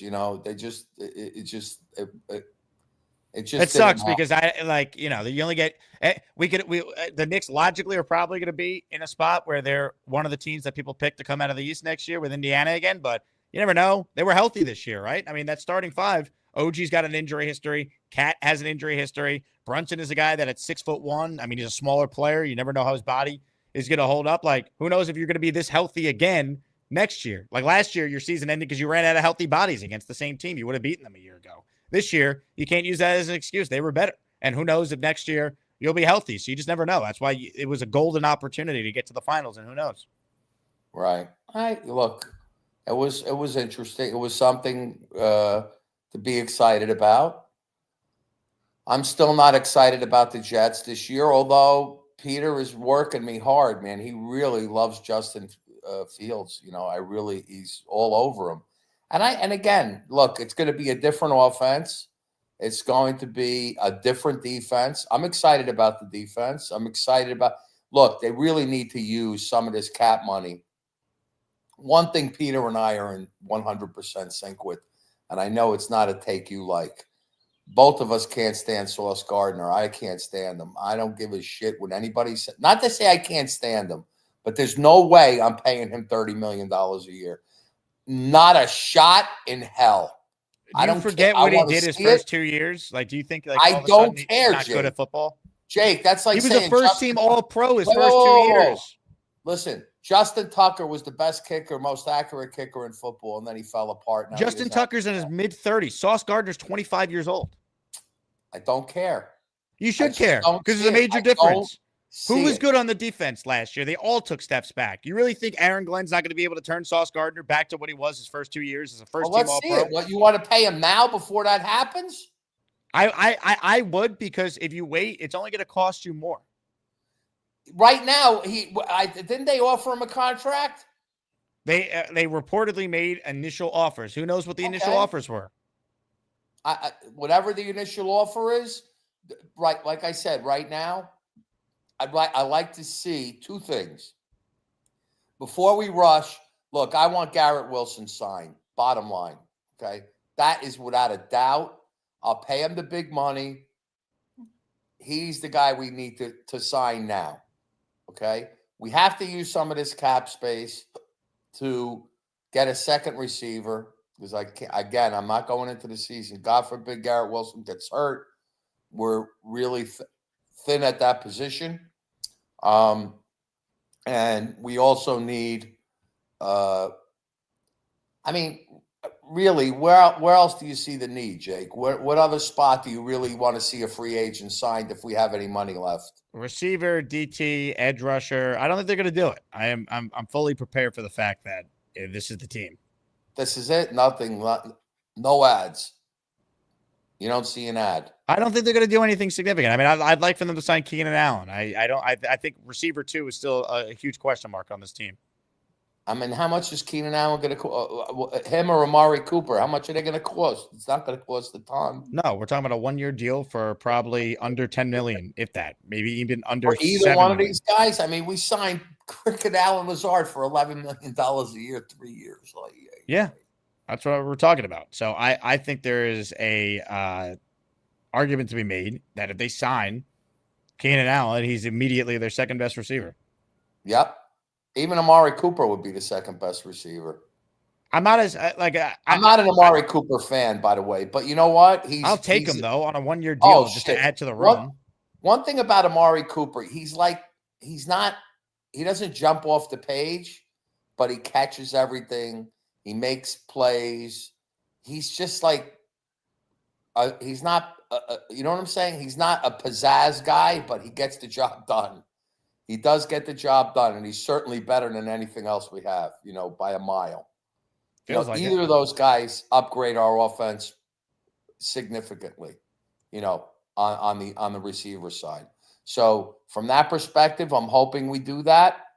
As far as holding the ball as a big problem, I just want to make a point here. They say Justin Fields holds the ball a long time, and that's a big problem. If you look at running quarterbacks, okay, Josh Allen, Lamar Jackson, they're not in the top 10 on releasing the football. And the reason is because they're running they also have the run option. When you have a quarterback that could run with the ball, he's naturally going to hold the ball longer than a Justin Herbert or a pocket passer or a guy that's going to be. You understand? Am I right, Jake, on that? I don't think I really understand the point. The top 5 guys that release the ball under 3 seconds are all pocket passers. The guys that don't release the ball 3 seconds or more are guys like Josh Allen, Lamar Jackson, guys that run. Oh, because they're moving? Yeah, I mean, yes. Yeah. Patrick Mahomes doesn't have but that wouldn't be the stat 10. I would look at for that. I would look at time when you throw from the pocket, what's your time to release? Obviously, Fields is going to be someone that's going to run around and make plays. Right. Same with Allen and Mahomes and all these guys that are athletic quarterbacks. Right. Very few quarterbacks are like Goff, where they're truly just in their statues. They're just in the pocket. Kirk Cousins, Dak. They're just truly just pure pocket quarterbacks. So I'm hoping that he doesn't see. Zach had the problem holding the ball in the pocket. I don't know if Justin Fields' problem is he's holding the ball in the pocket. And Zach was a good athlete that would never utilize his athleticism nearly enough. Right. Of course not. If he ran like Justin Fields, he would have won many more games for us. But there were moments where it'd be like, where are the design runs with Zach? How come they don't do some of what they did with Daniel Jones with the Giants? Zach had multiple plays you could think of where, like, when he did use his legs, he made plays. He had like a 65-yard touchdown run against the Jaguars his rookie year. The thing that, the last year of his career, he played not to get hurt. I mean, I always think about that one play that he was about to run with the ball, and he had a wide open space, and he kind of went like that and tried to throw it. You remember that Charger play? Game? We were there. Right. I was like, oh, my God, he could have run for 30 yards. Yeah, he was afraid. He had no confidence left. That's what happened. No confidence. He was playing with a guy that had no confidence. He wasn't seeing the field. field. Zero confidence. Yeah. And you know what?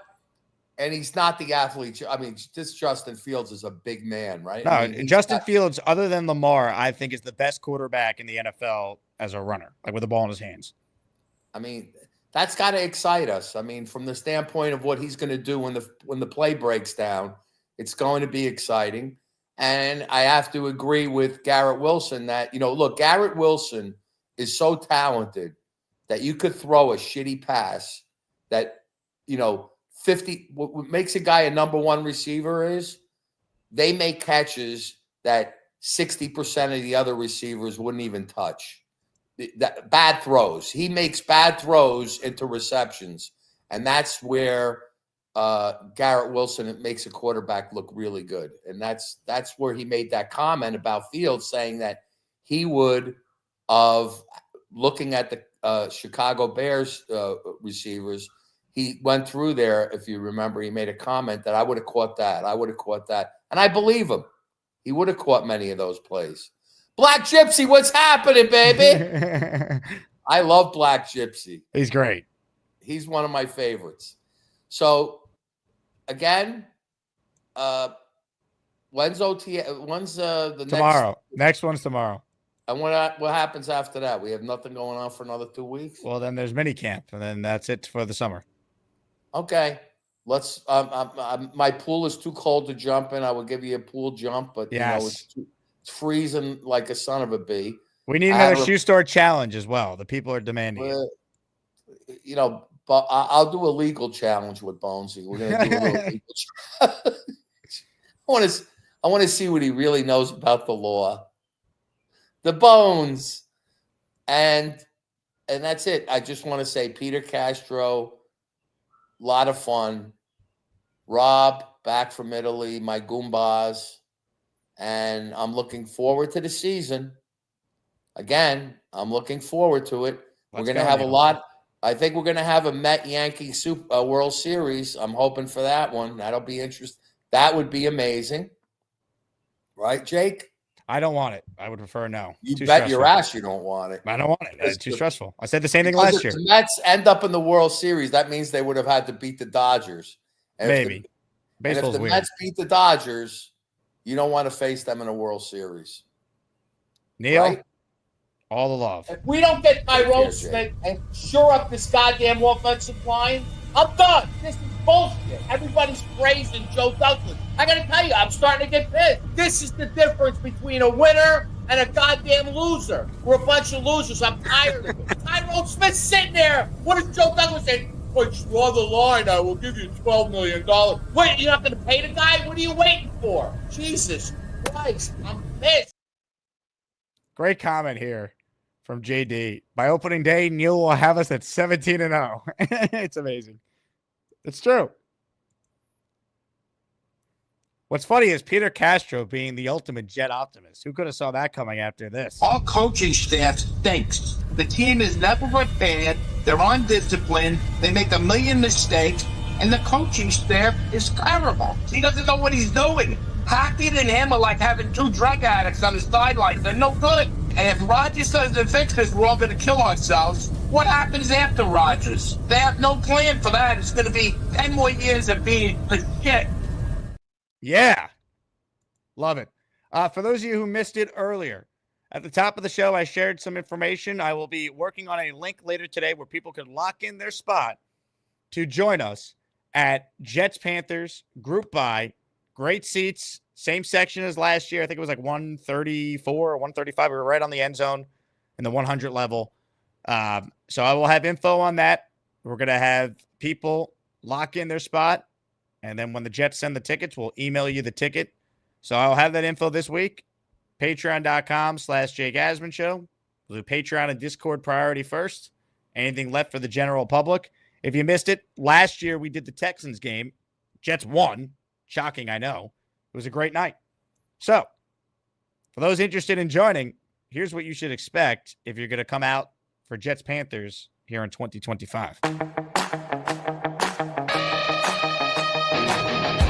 Okay, Bobby, my friend. I told you I'd be here. Of course. How long does it take to get to 5 minutes, we're going to be there with all the crew, Bobby. Yeah, I know. We get the big spell. Thank you, sir. What team do you like in football? Get your feet in, Bob. Well, that girl was hot that took us.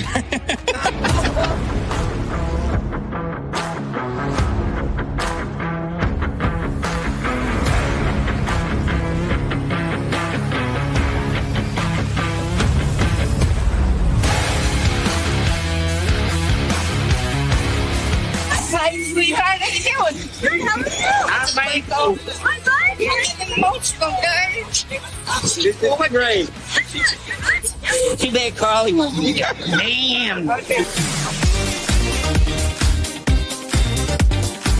Yeah, my something ass is so Am I gonna be able to walk? I was gonna clean my room until I got high.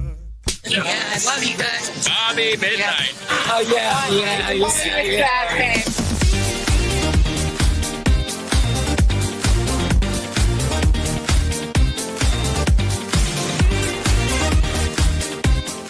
Who's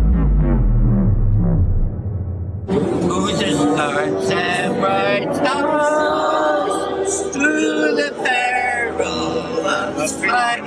We're so gallantly streaming, and the rockets' red glare may prove to the night that the flag was still there. Of the sea, Yankees! Yeah, go Jets, baby!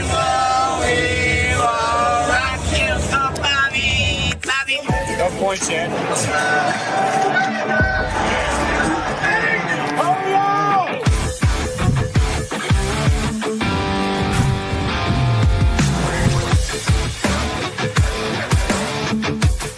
That six is now they're going to score maybe on the other side. Yeah.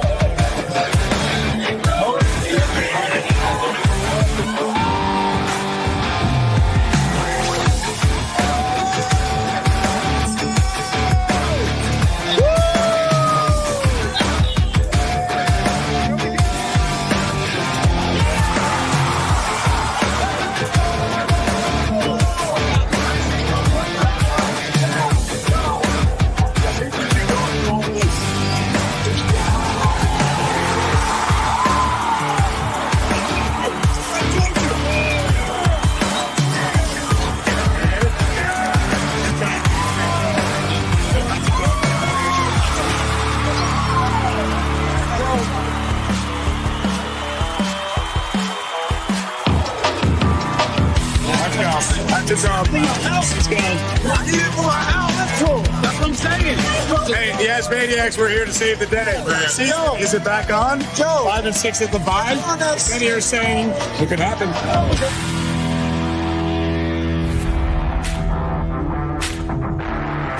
You did it. And it wasn't easy for the Jets. But wins a win. And we're on. And we're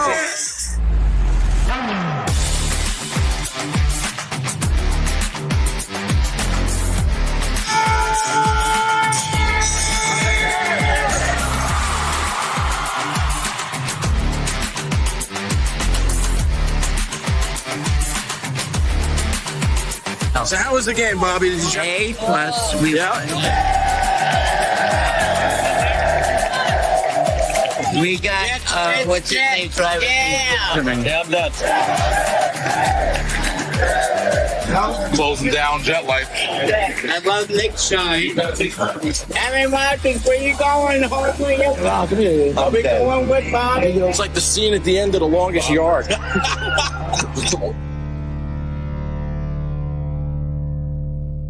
Proud to your Jet fan, Nick Shine here, chiming in with Noel here, Sweet Cheeks is their code name. Fantastic. Coming over, giving Bobby and Mike love. Where you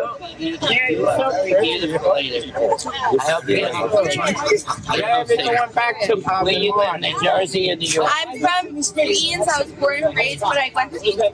You're from Queens? I'm from Queens. I love you guys. Love you too. You're the best too. You guys Gator. Let's get a jet. Let's get a jet. Go get him, Jets. Win, baby. Give me this cup. Bobby Midnight. Bobby Midnight. I am Brad. I watch your channel. Can I take a picture with you? Is that your boyfriend? Is my girlfriend? Can I take a picture with you? Mikey, don't touch, Mikey. I love you.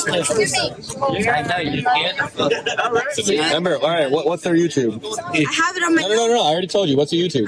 I'm drunk. Oh, that's my Oh, she's very pretty. No, I'm not. Bobby Midnight. What time did you meet him? I got it. What time did you meet him? 12:14. Midnight.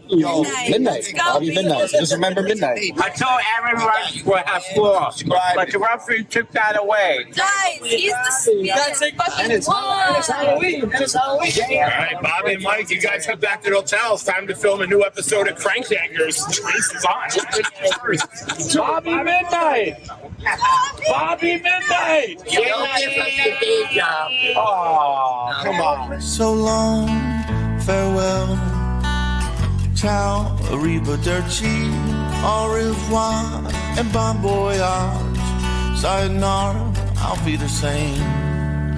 Farewell, farewell, and adieu, my Spanish ladies. Farewell to you. Until the next time we meet. Goodbye. Goodbye, goodbye, goodbye.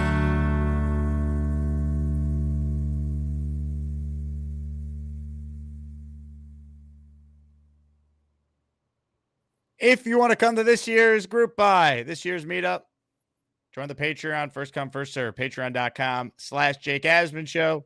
Join the Discord, and I'll have a link later for you to fill out, and you could choose what you want to do if you want to join us.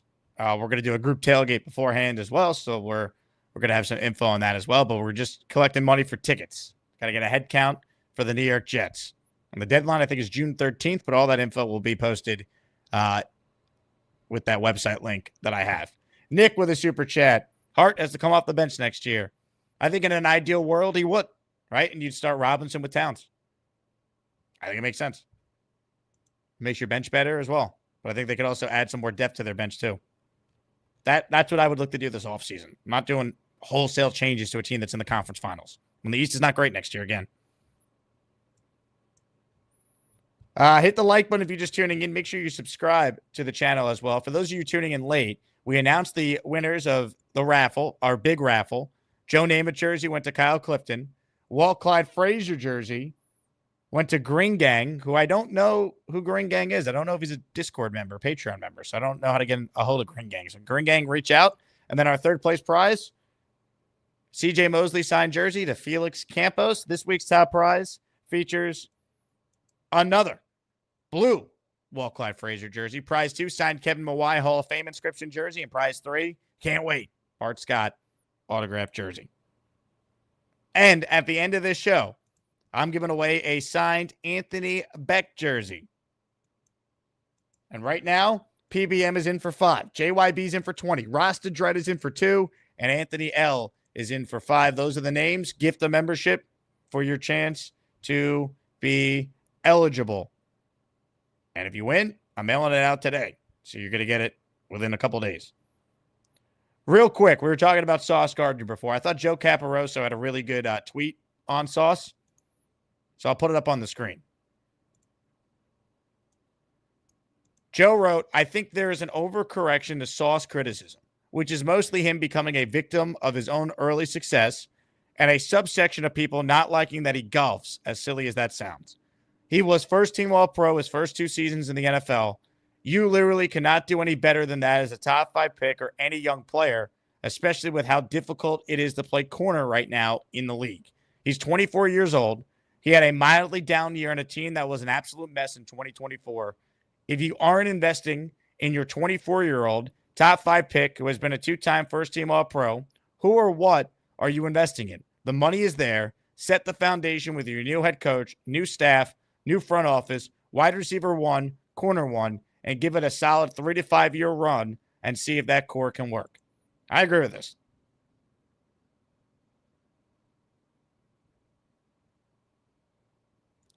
I mean, Sauce, for his standards, was not good last year. Neither was really anyone on defense besides Sherwood and Will McDonald for the first 10 games of the year. Right? That, to me, matters. I think people seem to forget that. I would pay both him and Garrett. Patriots 12. This is 6 rings. He's 24-year-old pro. I'll take him. Send him to us. You get the fuck out. F off.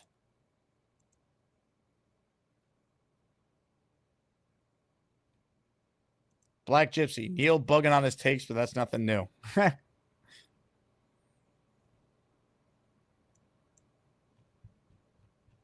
Unreal. All right, more of your calls here. Home stretch of the show. Nate on the bike in New York is next. Hello, Nate.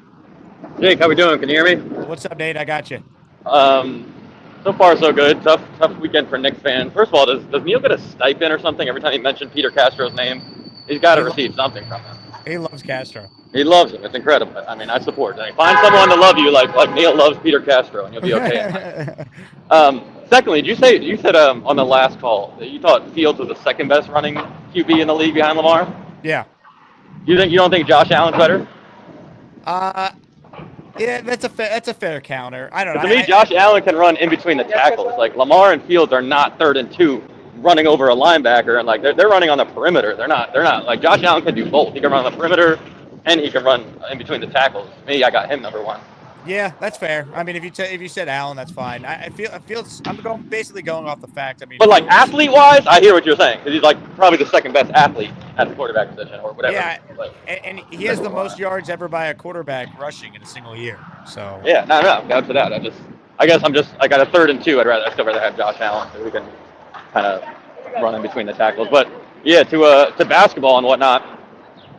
Tough weekend for Knicks fans. I know you and a lot of people are not on the like the fire Tibbs train, and I guess as always I like to play devil's advocate. And again, I appreciate what Tibbs did, and I like the whole we increased wins every year, and they got better in the playoffs every year. That argument is fine, but to me, like you do a Jets podcast, and we talked about this. We just mentioned Peter Castro and Robert Saleh, right? Like you were arguing with people going into that like second year with Rodgers, like we got to give him a chance, and the defense improved, and I'm having flashbacks of that over and over, where it's like, because you can watch the game and know that Tibbs is trying to beat teams in 2025 playing 1994 basketball. Like it's not going to work. It's almost like some of their defensive philosophies and principles. I don't know if Tibbs allows it, but it's almost like middle school-esque. A couple times in the game where like Nesmith and in general guys get open for threes. They don't like Brunson switching onto bigs and whatnot or onto Hallie, but at times they'll be switched on a mismatch,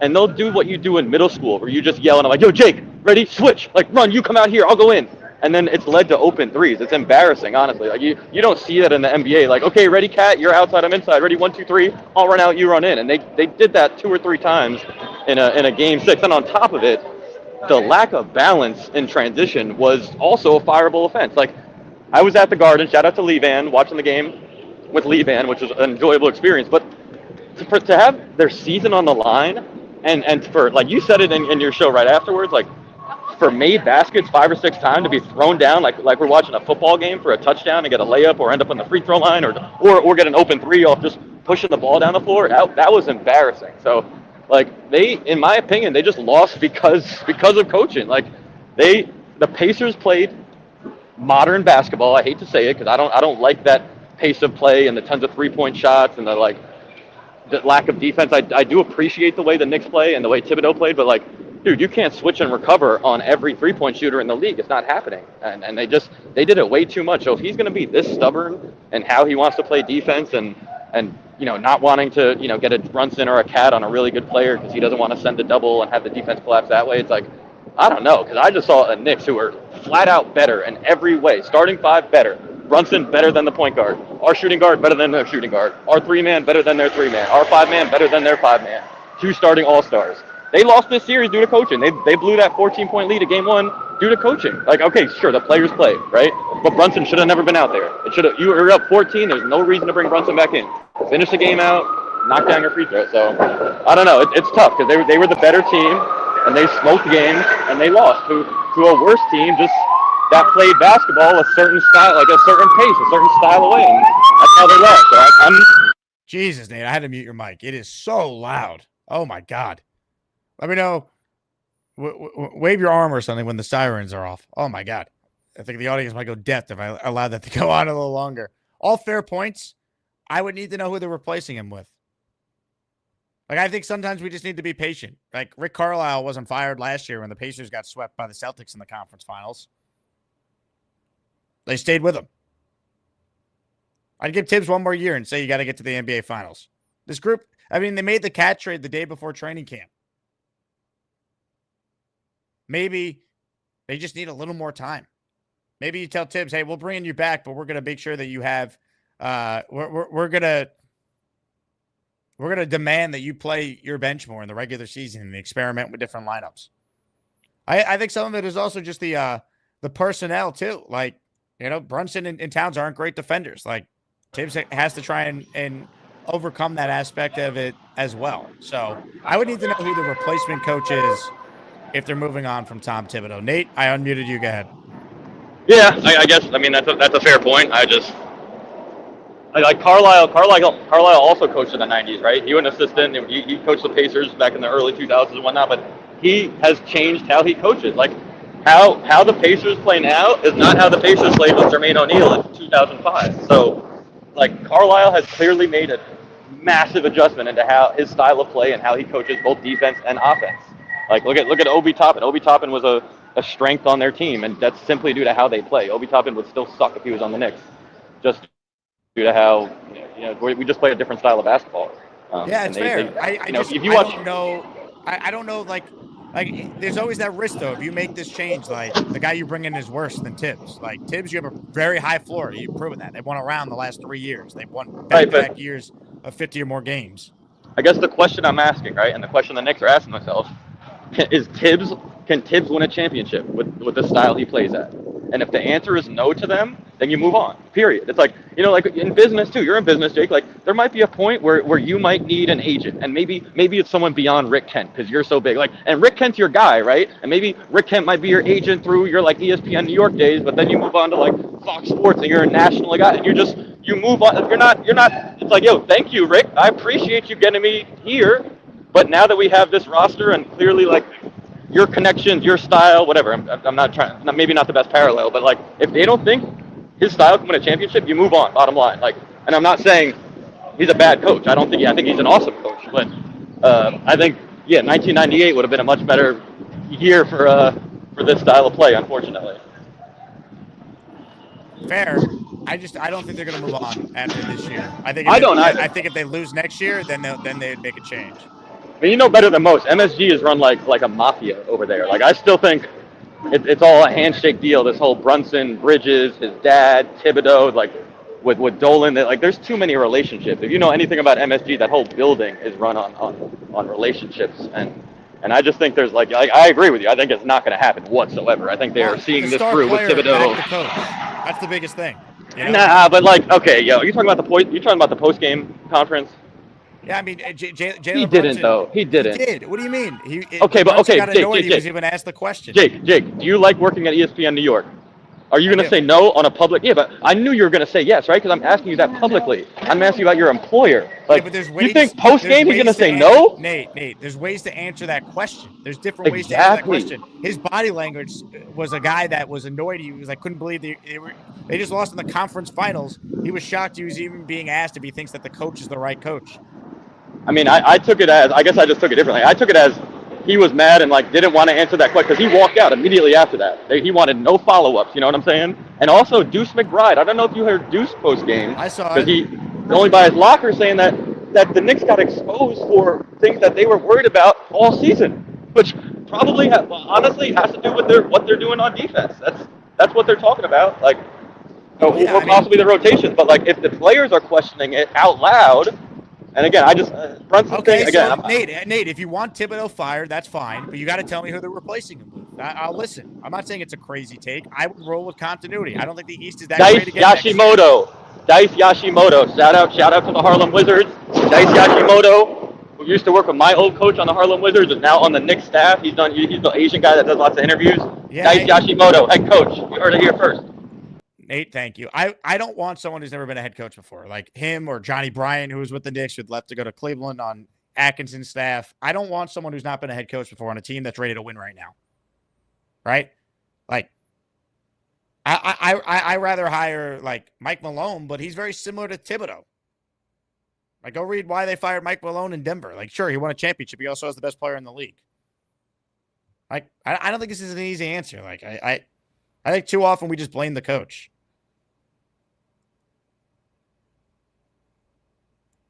I would preach patience for a year, but it's the NBA. I mean, we see guys get fired all the time for a lot less. So,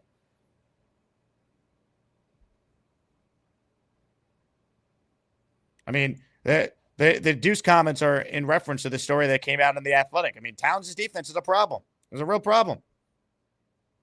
The lack of communication, the issues, it's been an issue all year. We understand this.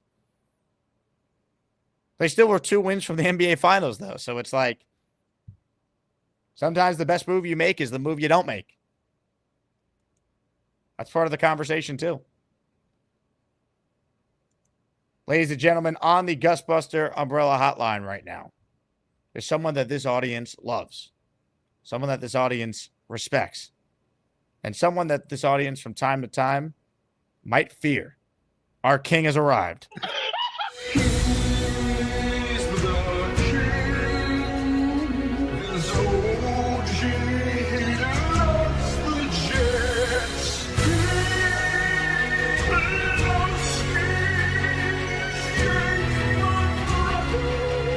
He's the king. Jake, my brother, Jake, my brother. It's always good to see you on this fine Monday, my brother. You know, I was listening to the conversation, man. You know, I had to. Hey, King, do me a favor. Call us back. I'll get you on right away. The audio was more choppier than we've experienced there, so I'm not sure. Could be just a dead spot for you, but we'll get you on. I promise. The people need some King Lowski. Comments, questions, super chats. Reminder, end of the show, which is ending soon. I'm giving away this jersey you see on your screen. Anthony Beck, Jets first round pick. Current radio analyst right now. Anthony's in the raffle for 5. Rasta Dread for 2. JYB for 20. PBM for 5. Gift the membership to be entered. And then you're in the raffle for next week for the Bart Scott jersey, the signed Mawai jersey, and the signed Frazier jersey. Those 3 signed items. Let's see if we got King back with us loud and clear. Mr. Lowski, do you hear us? Jake, my brother, Jake, my brother. Am I a little clearer? A lot better. Go ahead, King. Okay, man, because, you know, I know, man, my phone, man, it's a little choppy. I get it. But let me just say this, man. I was listening to the conversation, man, and I just had to chime in. You know, it takes me a minute to get over these losses. You know, I shed real tears behind the Knicks, just like I do the Jets. And let me just say this, man. If we're going to replace anybody with Tibbs, it has to be Mike Malone, okay? I don't want to hear no new coaches. I don't know what the hell Nate was talking about. Have him for the Nets, Nate. I don't know what the hell you was talking about, son, but let me just say this, man. Tibbs, we all know the common denominator, man, okay? We know Tibbs is a big part of why we was in the predicament we was in, man. You waited too late to play the bench that you knew was battle tested, man. Okay? At the end of the day, man, in practice, in these training camps, y'all know what y'all got on. Okay? At the end of the day, you know damn well that your bench needs to be played in the playoffs, man. Ain't nobody going into playoffs with no 6-7 man rotation. Okay? Tibbs is the common denominator, Jake, and I get it. We probably need to give him another year. He did just make the Eastern Conference Finals. I get it. But the common denominator is the common denominator, son. Another year where we have this man doing the same shit he's been doing. Okay? You have to play your bench. You have to know you have personnel that can play defense on the bench, man. Okay? Carl Anthony Towns, let's get to this bum. All right? And I call him a bum just on the defensive side of the ball because, son, you don't know how to close out on the 3. You don't know how to close out. What are you doing with this just throwing the arm in the air on 3-pointers? You 7-something. I don't get it. You have to close out on rotates. You have to close out on the 3-point line, man. What are you doing? Okay? So we got a lot of things, and I'm just praying some way, somehow, Jake, we get Giannis Antetokounmpo in here. Okay? That's my prayer every night. All right? That we get some legitimate superstar in here that we ain't got a second guess. Where we all know Jalen Brunson is a superstar, but he gets disrespected in the media every day. Okay? But we know in our hearts of hearts, and we know what we seeing on the court, that this man is a legit superstar. But I just want Giannis to come in here just to solidify the lineup and have us a legitimate championship contender. Because We gotta hope nobody that believe Giannis wants to force a trade, King. That's the only way I think the Knicks could pull it off. If he like demands, like, I only want to go to the Knicks, and like they're willing to play ball with him, and they get a third team involved in the deal so they can get some picks back. It's like they want to remain competitive, so they'll trade him to the Knicks because the Knicks could offer Towns and Bridges or Towns and OG, and then you get another team involved somehow where they could unload some of their bad contracts in exchange for picks. That'd be the only way you could maybe pull off something like that for Giannis. I honestly, Cat for Durant straight up. Would you make that deal? Because the money works. Durant is an older player. That's the thing. You're limiting your window. But you might be better for the year, but you're shortening your window of being a contender. He's 37 with injury problems, but he's still elite when he's out there. Yeah. I get it from that aspect, man. I just, you know, but Giannis, I believe he's seeing the landscape of the league. He's seeing all of the foreign superstars want to go play for big markets. You know what I'm saying? He's already won a championship, so why not win a championship with a big market? You know what I'm saying? But I mean, that's neither here nor there. I love the team, the 2024-2025 Knicks. They were must-see TV, man. And I love that team. That team has my heart forever, man. What they did this year was an epic run. But we all know the common denominator, man. We got to do something about this coaching and about Karl Anthony Towns' defense, man. We have to. We have to. But, you know, I want to say about this about the Jets, man. I'm excited about what these guys are coaching up.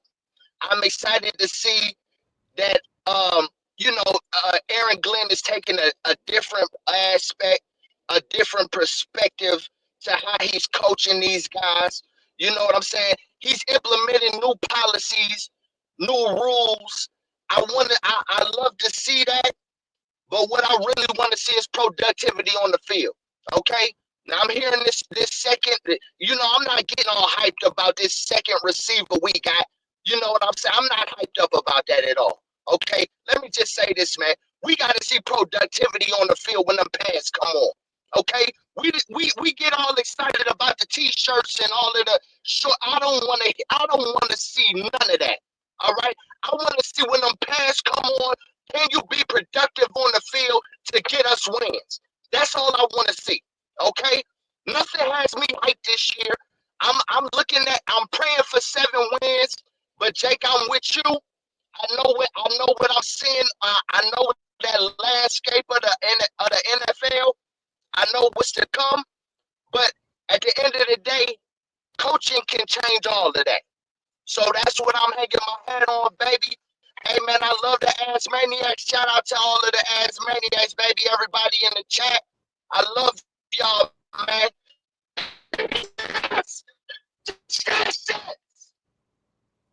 Fuck you, Alan. Well said, Mr. Lowski. Well said. Comments, questions, super chats. All right. Last chance to get in. We got a couple great ones on the line to wrap up the show. Chef Kevin's first. What's up, Chef? Jake, what's up, man? How you doing? What's up, man? How are you? Another beautiful day, man. I'm here at the office right now, man. Just had a touch base with a couple things. I'm going on a trip in a couple of weeks, so it's important to tidy everything up, make sure we're all good. I'll be sending you your Yankee tickets this week, by the way. I got them for the Hey, Yankees my now. man. Yeah, looking forward to it. Hey, they did their thing last night, man. I was hoping that we could at least get one, but yeah, you didn't want to get swept, didn't want to get swept. How man. good is Ryan Yarbrough, by the way? Man, he's been such a stud for them. He's been huge with all the injuries they've had to the rotation. He's been awesome. Dude, and we need it, man. Like these arms, man. It's like how much longer can they keep going and with this stability, knowing that we're down, man. Still, Cole ain't gonna be around, man. So it's like it's tough, and we need it. And Williams too. Like every time he gets on the mound, I get nervous, man. I'm like, oh, is he gonna give this up? But he did all right, man. Obviously, Weaver's Weaver, but to have that starting pitcher, man, is so important, man. Especially when you get into the postseason. The bats will come alive and all. We saw that yesterday, but just the feeling of them having this starting pitching, man, is so important. And it's like it's like the incline, I guess, for the last couple of years, where it's like, all right, the Jets, we feel really good, and then get a little disappointed, then whatever. And then we go jump right into the Knicks, feel a little good, get a little disappointed, then we got the Yankees. Get the Yankees doing a little good, we get a little bit higher, and then it's like, and it's just like the repeat thing. So, we got the Yankees now. They're crushing it. They're still in first place in our in our division by, I think, like 5 or 6 games. So, it was good for that. Normally we start off a little bit on the slower side, but we've been good, man. I feel good. With Lowski and Nate, I just jumped on and just heard them. I don't really know about the stuff prior, but I understand what they're saying. For me personally, I don't feel like Tibbs lost us the series. I do feel like he needs to come back. I do get utilizing the bench and everything like that. But if we just win game one against the playoffs, if we would have just been a little bit more careful with passing the ball, with the turnovers, with shooting threes when we still got a lot of time left on our shot clock, like then we squeak that out, and then it's a different story. Then we go to game 7. So if Halliburton didn't hit one of the luckiest shots you'll ever see. Agreed, like, man. If Nesmith didn't score 20 points in 3 minutes, 6 threes, it's never been done. Like, I get the frustration, I do, but I think sometimes the wound is still so fresh, and it's like, let's take a step back, realize there were some limitations with this team, but maybe another year playing together, they'll be better. Like the Pacers didn't fire Rick Carlisle when they got swept in the conference finals a year ago. So I'm with you. You got to give it time, and I'm not gonna say this is anything like LeBron going to Miami. But when he did go to Miami, they didn't win the first year, man. It took a little bit of time for them to gel and get together. And just with us getting Bridges this year, getting Cat as well, like it's tough. And then when you look at Jalen Brunson's defense, I get it, man. Like he does his best, but then when you look at the elites point guards in the league with Kyrie, with Luka, with Steph, they're not known for their defense, man. So, there's a little bit of give or take, but that's why we got Bridges. That's why we gave OG an extension to help out with the wing presence and all that. And Hart too, man. It hurt me a little bit seeing him not really confident in shooting his 3-point shot. It almost felt like he was on this Draymond Green kind of thing where he's getting the ball, he's getting everybody involved, but he's not looking to create his own stuff. And just seeing him in that last game, that game 6, a couple of the shots were way off, and you see him his facial expression is not really happy, not into it. It wasn't like that before. And with Hart in transition, normally he's like that downhill kind of player, jump in the air, create some contact, and get the N1. We didn't really see a lot of that. So, and especially coming off the bench, that's kind of messes up his flow and chemistry and whatnot. So I get all the hate on Cat when it comes to defense. I get it. The offense, he did have a little bit for us, but if you saw the last couple of games, his legs weren't the same, man. He was definitely getting some kind of treatment on his legs to kind of just get him through, but he wasn't the same, man. So, the Knicks, all in all, to be honest, man, I was happy with this season. Obviously disappointed with the outcome of the series, but to know that a lot of us didn't think we would get past Boston, we did. So for that, I felt good about. Everything else was just house money in my eyes, and to know we were this close away from making to the championship, it just stung a little bit. But you can't say this was a wasted season. You can't say this was a bad season. I really do feel like they did a lot of good.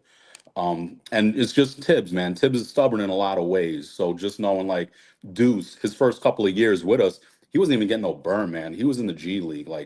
It's how he is. He doesn't really trust a lot of people, and he keeps that rotation as tight as possible. A lot of us want him to go to the bench, but that's his philosophy. And hopefully, we turn it around for next year.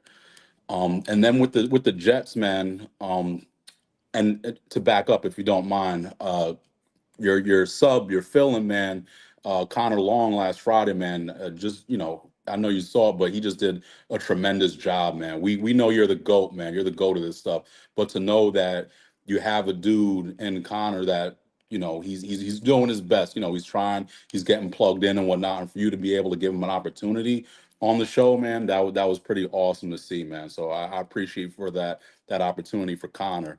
With the Jets, man, the Saw stuff, obviously he had a bad year, but we gotta lock him up, man. That one bad year, there was so much stuff going on where that kind of messed with him, allowing him to play man up, that's where I feel like he could really excel. Be a little handsy, be closer. We apply a little bit more pressure on the quarterback. I really feel like he'll do good. It's so important to hear that, at least there's some talks. That's what Connor was able to talk to Jeremy about, where it's like, you know what, at least there's conversation was important with Garrett and Sauce to kind of like be ahead of the curve at this point. We want to see a little bit better production, but with Fields here with Garrett, I get a lot of the scheming is going to go towards Garrett, but hopefully we could use that and then create other mismatches on the other side. So it's not just the same thing over and over, looking for Garrett, because there will be double teams, there will be some spies and coverages to kind of get us off of our game. So hopefully we do have a number 2 and a number 3 really step up for us, and then have Brees really take on a bigger role this year. Like, I really feel like will benefit a lot from this.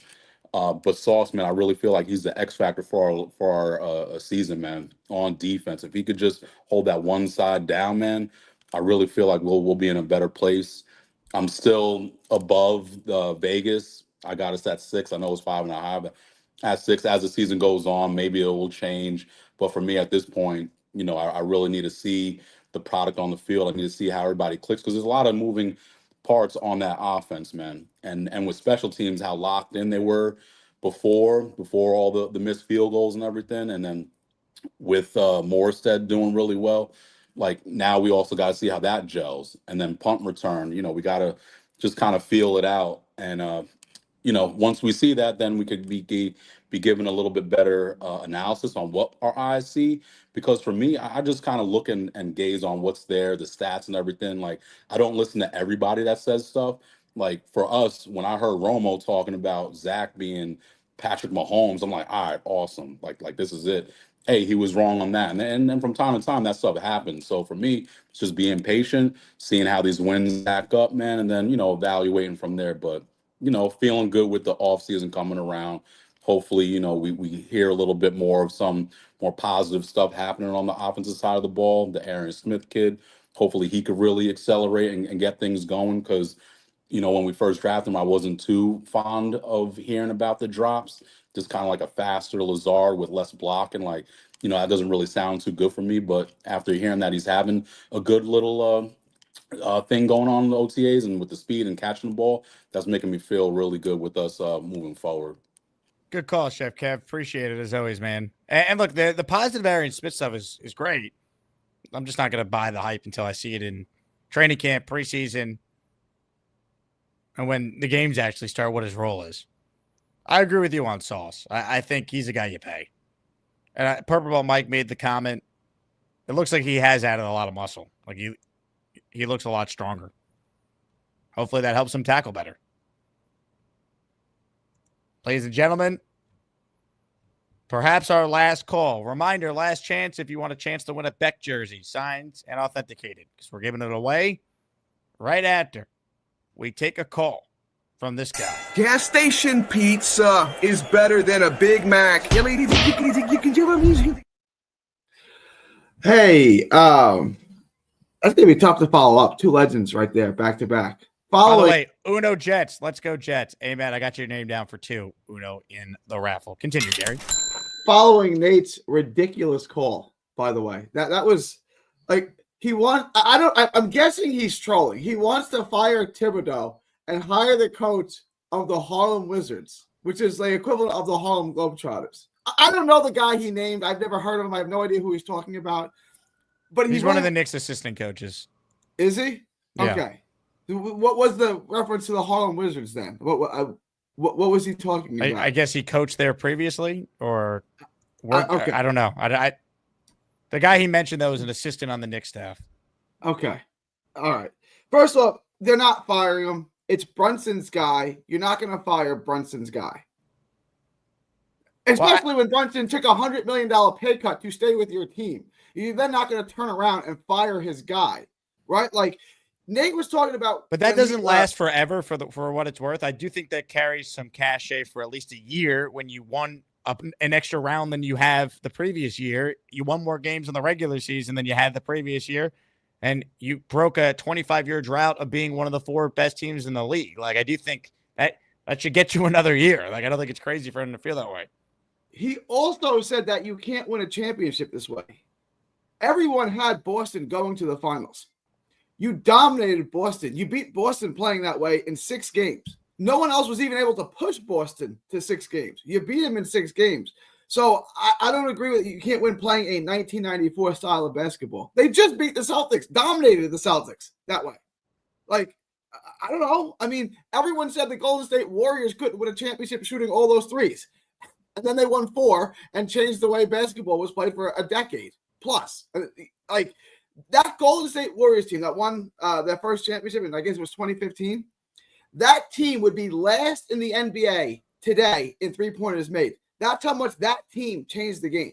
Just saying that they can't play the game because they play a different style of basketball.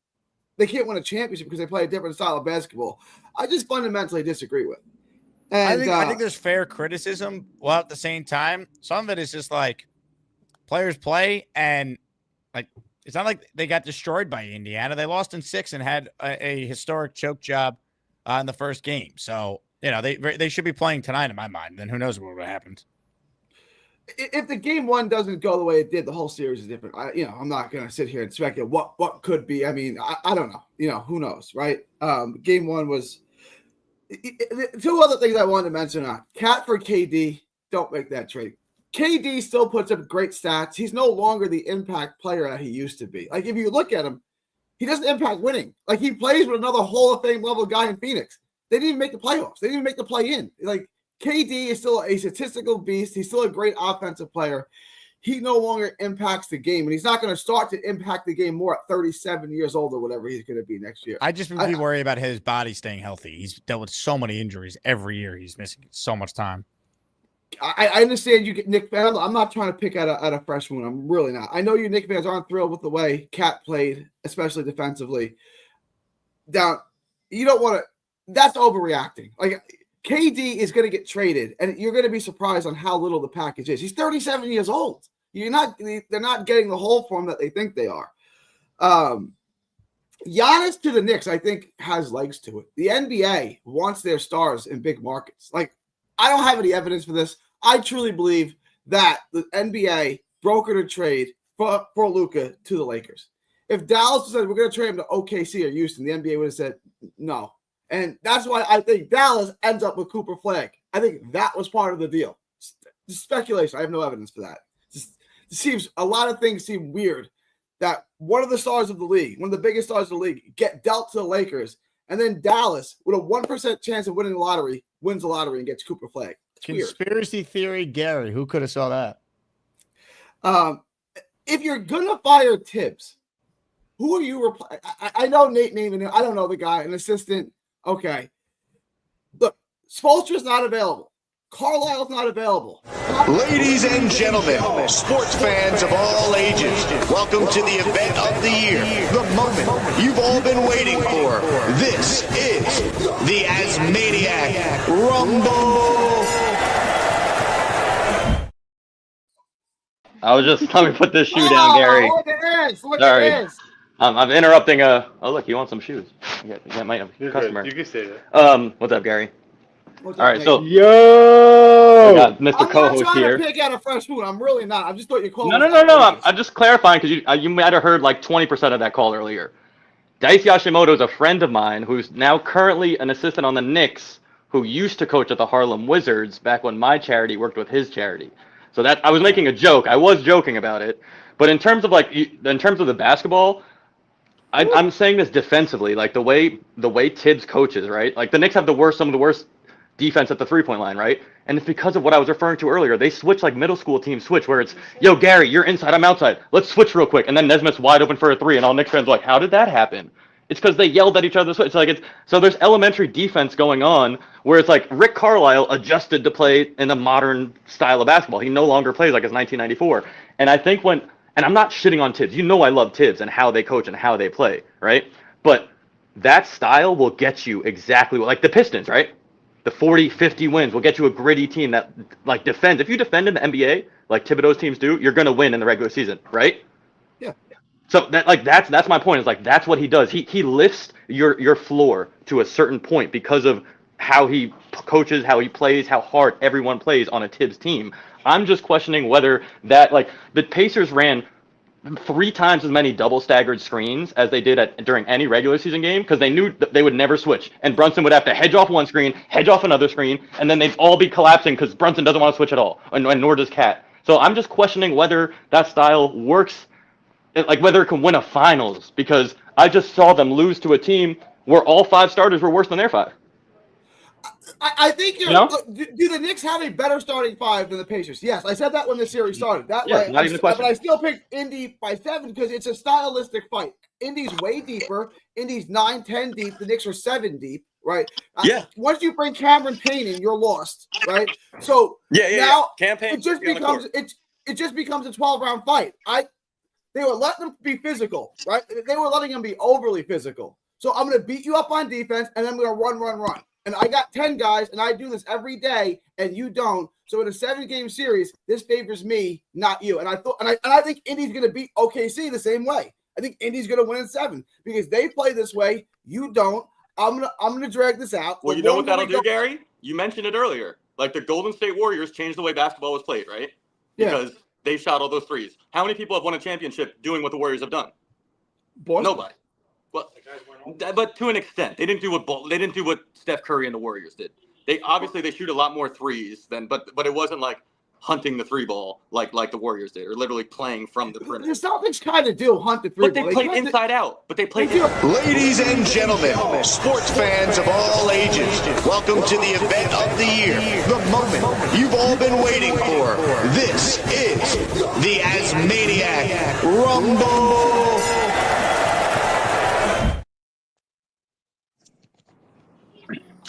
Oh, the Pacers fan. Pacers fan. I picked the Pacers, and I'm picking to win in 7. I said once they beat Cleveland the way they did, I said that's the best team in basketball. They're winning a championship. Nate, I want you to explain to me how all 5 starters on the Knicks are better than all 5 starters on the Pacers. So because the point guard. All right, I'll explain. The point guard and the center were starting Eastern All Stars, right? Go ahead. I'm going to let you talk. I'm letting you talk. The point guard and the starter were starting All-Stars on the All-Star team. So that's a wash. Hallie, the point guard center, those are kind of, unless you want to argue if it's a wash, then it's not better. I mean, let's be clear. If you're going to call them even, then it's not better, right? I'm sorry. I've used the wrong word. But the 2 All-Star starters from this year are better than the Pacers. 2 players, that point guard and center. The point guard and center are indisputably better. Your words were your starting 5 is better than the starting 5 with. I heard it just again. Okay, so I got the 2 of them. Now the 2 wings are better as well. Mikal Bridges and OG are better than both of your wings. I don't disagree. What I'm telling you is when you say all 5 starters are better than these all 5 starters, but now you can't backtrack and say, okay, well, they're even. Well, I'm not backtracking at all. I'm explaining my point. So the point guard's better. He's better. He's a starting point guard on the All-Star team. Who's better? Center's better. Who's the better? Center's better. He's the starting center on the All-Star team. He's saying team. Brunson's better than Howard. So I wanted him to say it. I really wanted him to say that Brunson is better than Halliburton. Yeah, it's undisputed. Yeah.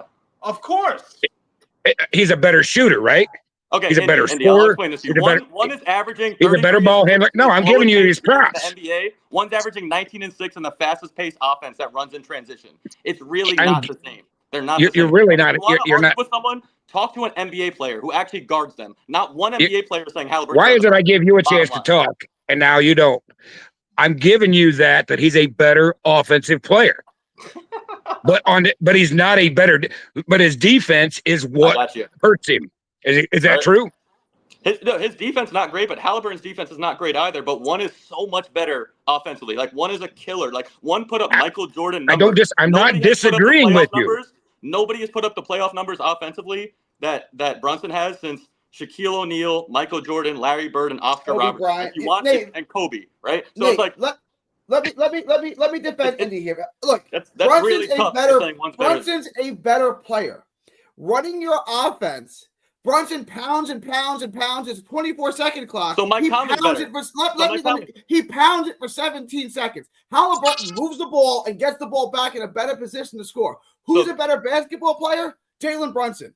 Who's a better winning piece? That's a much more nuanced question. Right, that's like saying, all right, so in your argument then, Mike Conley's better than Brunson.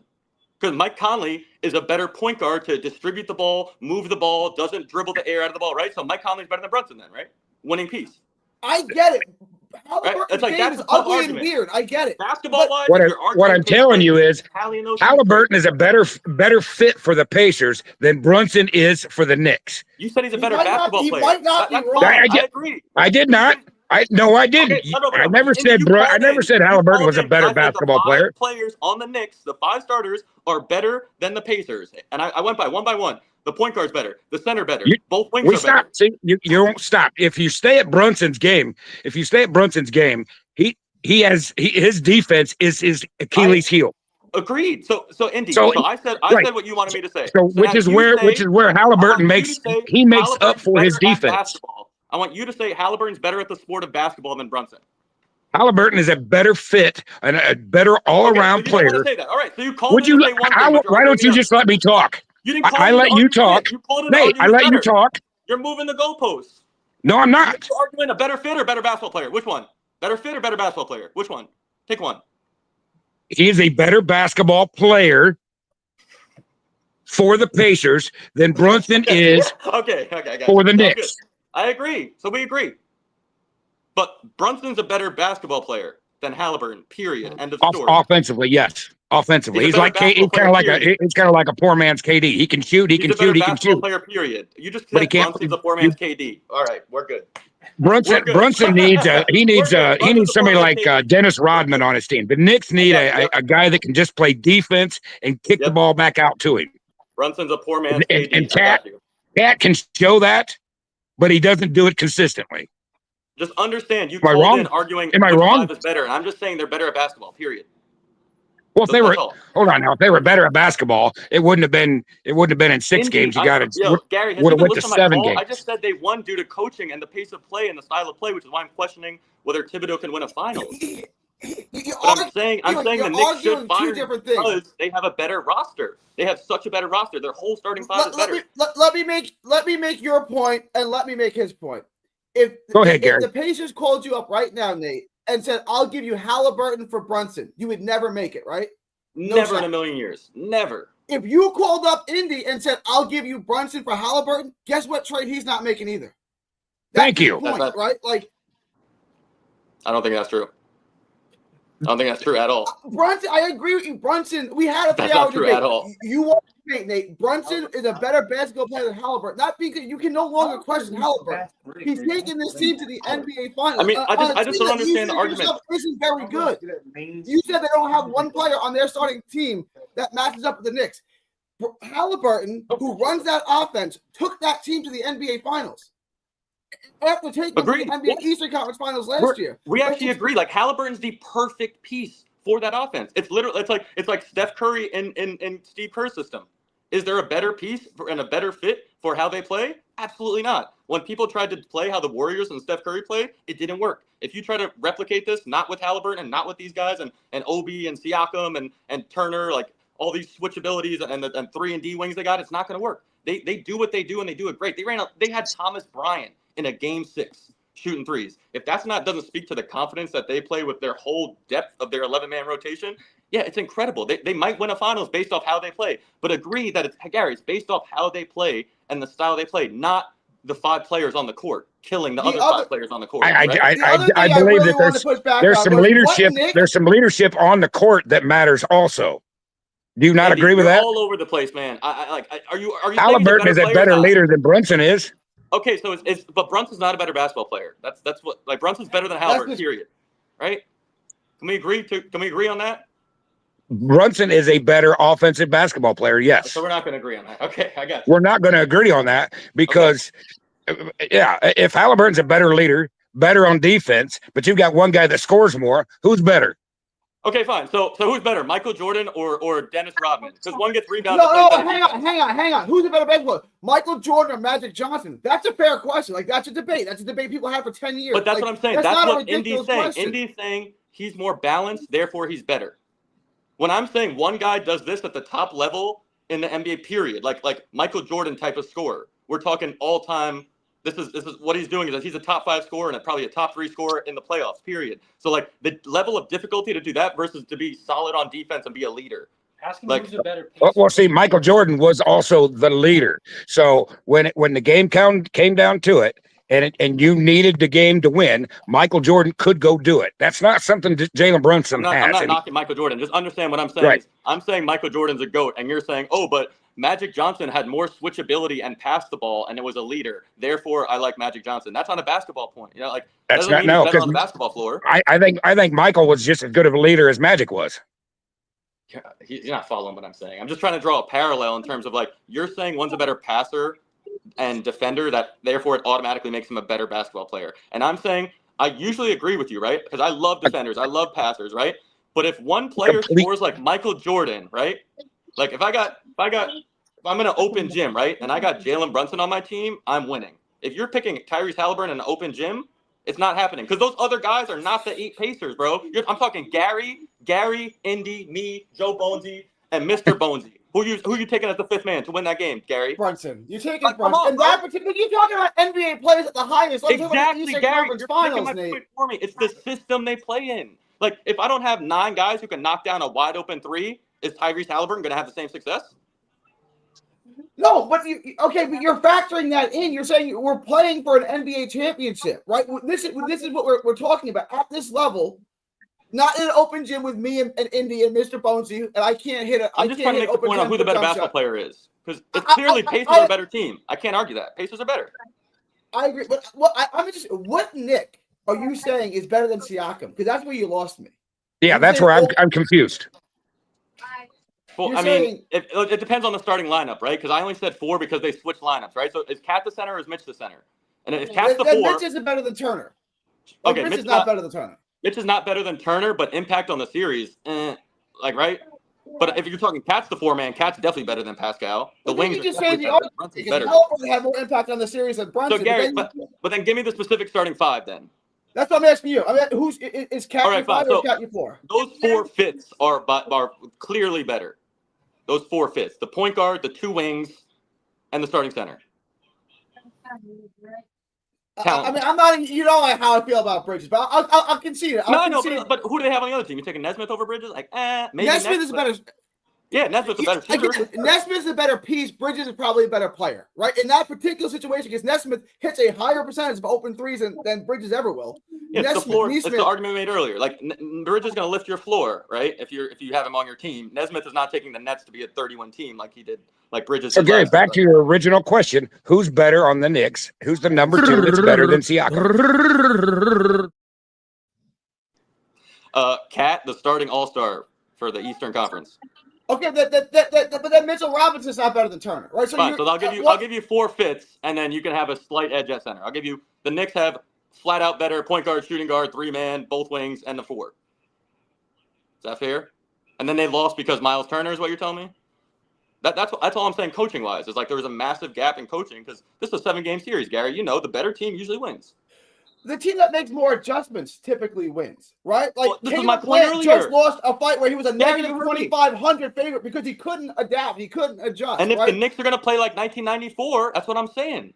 If Tibbs says, "Yo, I'll adjust everything," I saw like it's not going to work. I can't have Brunson fight through 2 screens and then recover to their best shooter. It's not going to happen. I can't switch like when we're in middle school and yell at each other. It's not going to happen. We're gonna have a brand new philosophy. If Tibbs comes with me like that, fine. But if he goes, "No, don't worry, this will win. We'll be the worst team to defend the threes in the NBA because we never want to switch and we're constantly showing and recovering, and at that very weakly." Brunson, when Brunson's showing, he goes, I hate when he goes. "Bro, come on, Gary. Like it's not even an aggressive show." So that's part of. And why is that? If you're going to show and because recover, his defensive ability is not there. You got to really put yourself out there and stop the dribble.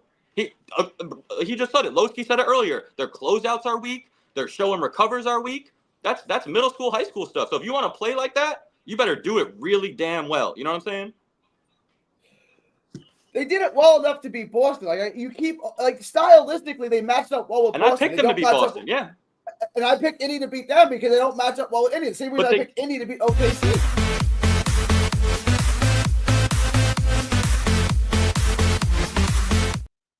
All right, let's do a raffle and get out of here. Thank you to Nate, Indy, and Gary for their contributions to the show.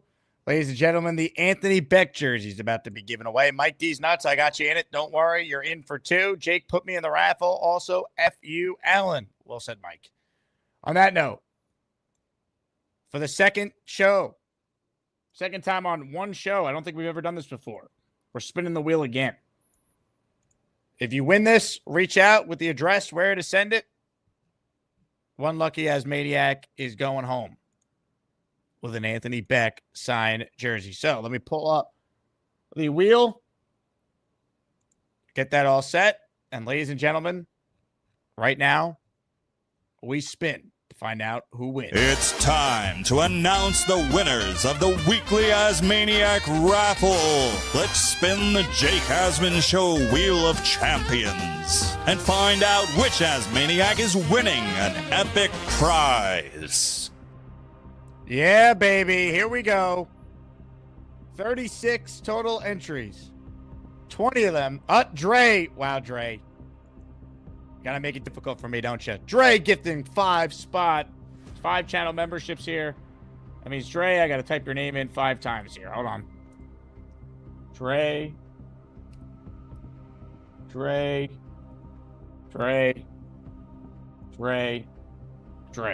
You're in, Dre. At the literal buzzer. And you're obviously in next week's raffle, too. Here we go. Spinning the wheel. Who's going to win? The winner is Mike D's Nuts. Mike, congratulations. You won a signed Anthony Beck jersey. Congrats to Mike on the win. Once again, Green Gang, if you're out there, you won the Walt Clyde Frazier jersey at the beginning of the show. Kyle Clifton, you won the Joe Namath jersey.